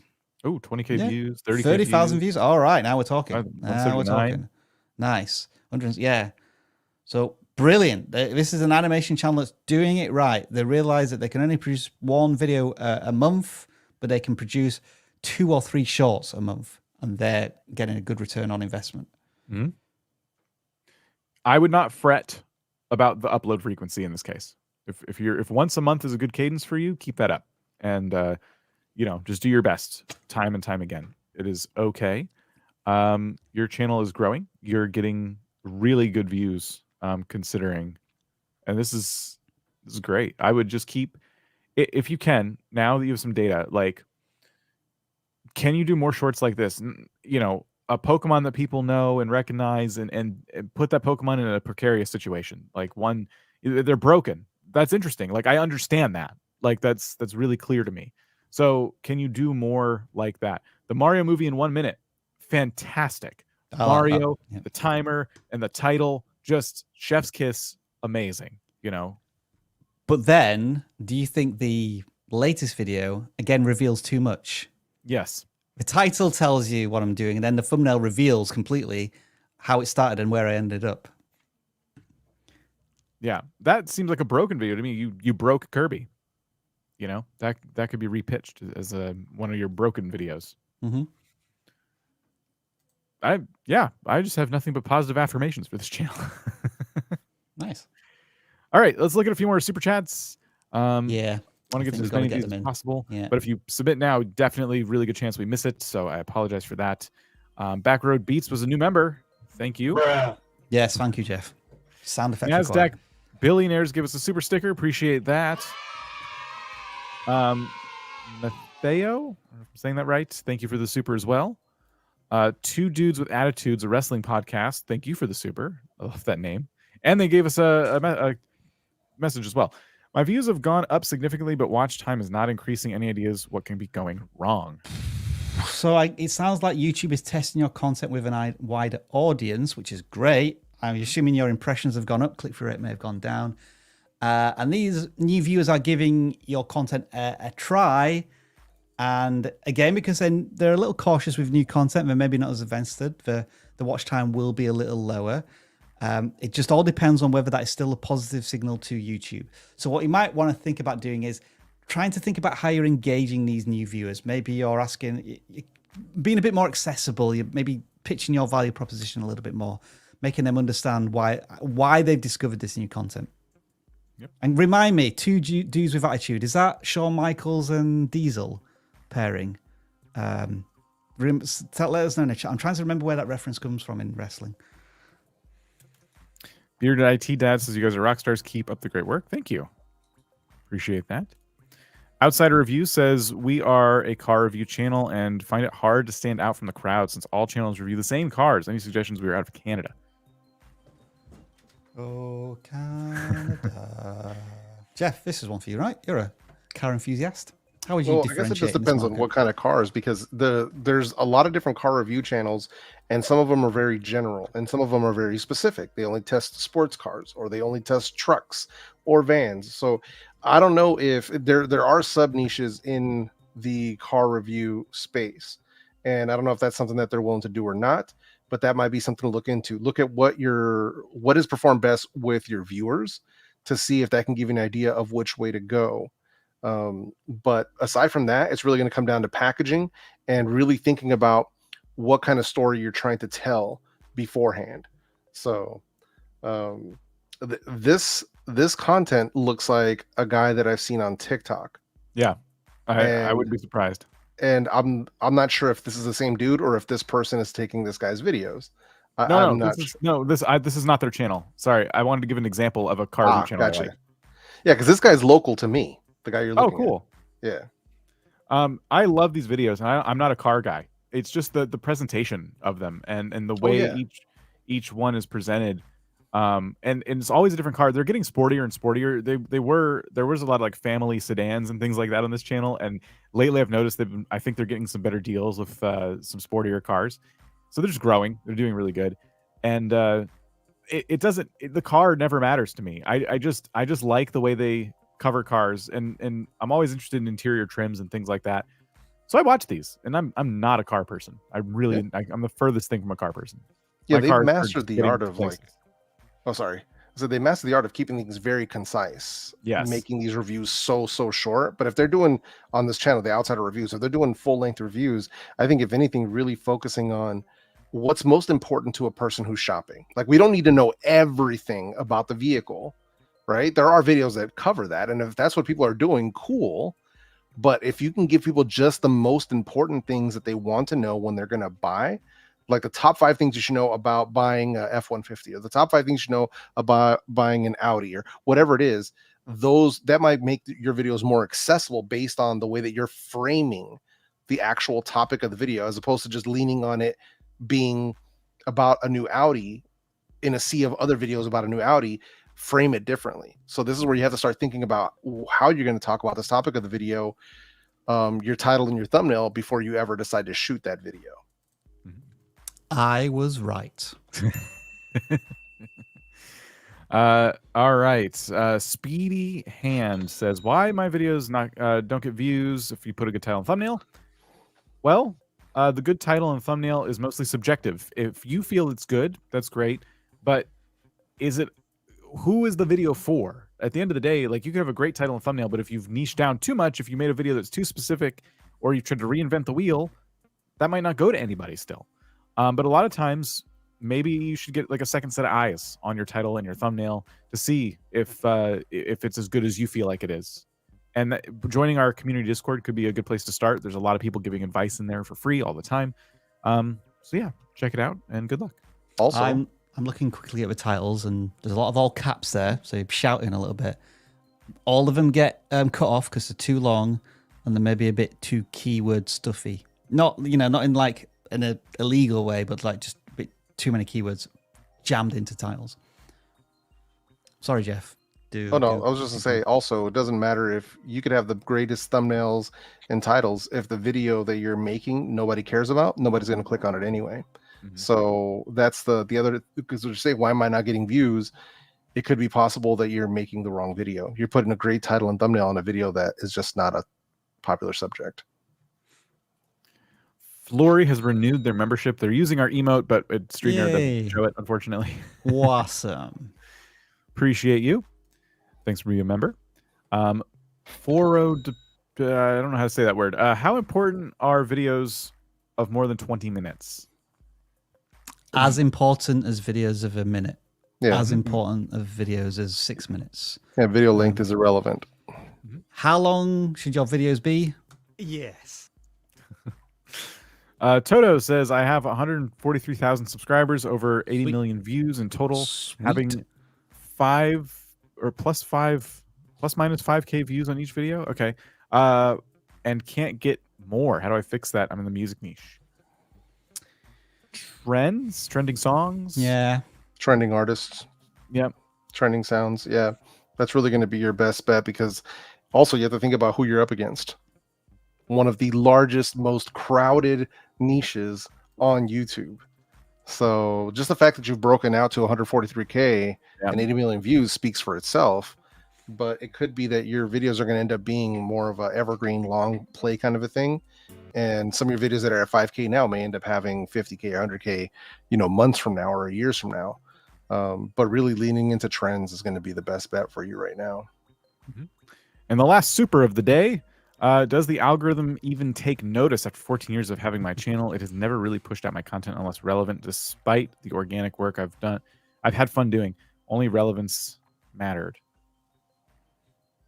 The age of your channel is not going to impact this. We've seen channels that start with one video on day one and get thousands and thousands of views. It really is about the content you're making. And you mentioned relevance, and it might be that sometimes you make content that is relevant to a lot of people, and sometimes you make content that that doesn't resonate with anyone. And that's, not to say you're doing something wrong necessarily. It's just, it could be the pitch. You could be doing something that a lot of people would resonate with, but they look at the title and the thumbnail, YouTube's going to test it on them, and they're like, If you go into your analytics, you might see that you have some impressions. That is YouTube showing your content to people. If they don't click and they show it enough times and no one clicks, that's when YouTube's like, well, I tried. And that's really what you're up against. I have the perfect solution to this question. Take one word from this question, and that is the word algorithm, and replace that word with audience.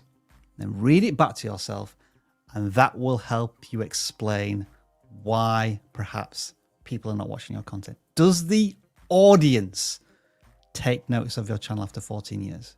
Is it content they enjoy, they're satisfied, and they want to watch? Mic drop moment. No, I totally agree. This circles all the way right back around to the question that I ask myself before I make any video or stream on my channel. Does anyone care? Not does the algorithm care, not does YouTube care, do any humans care about this, right?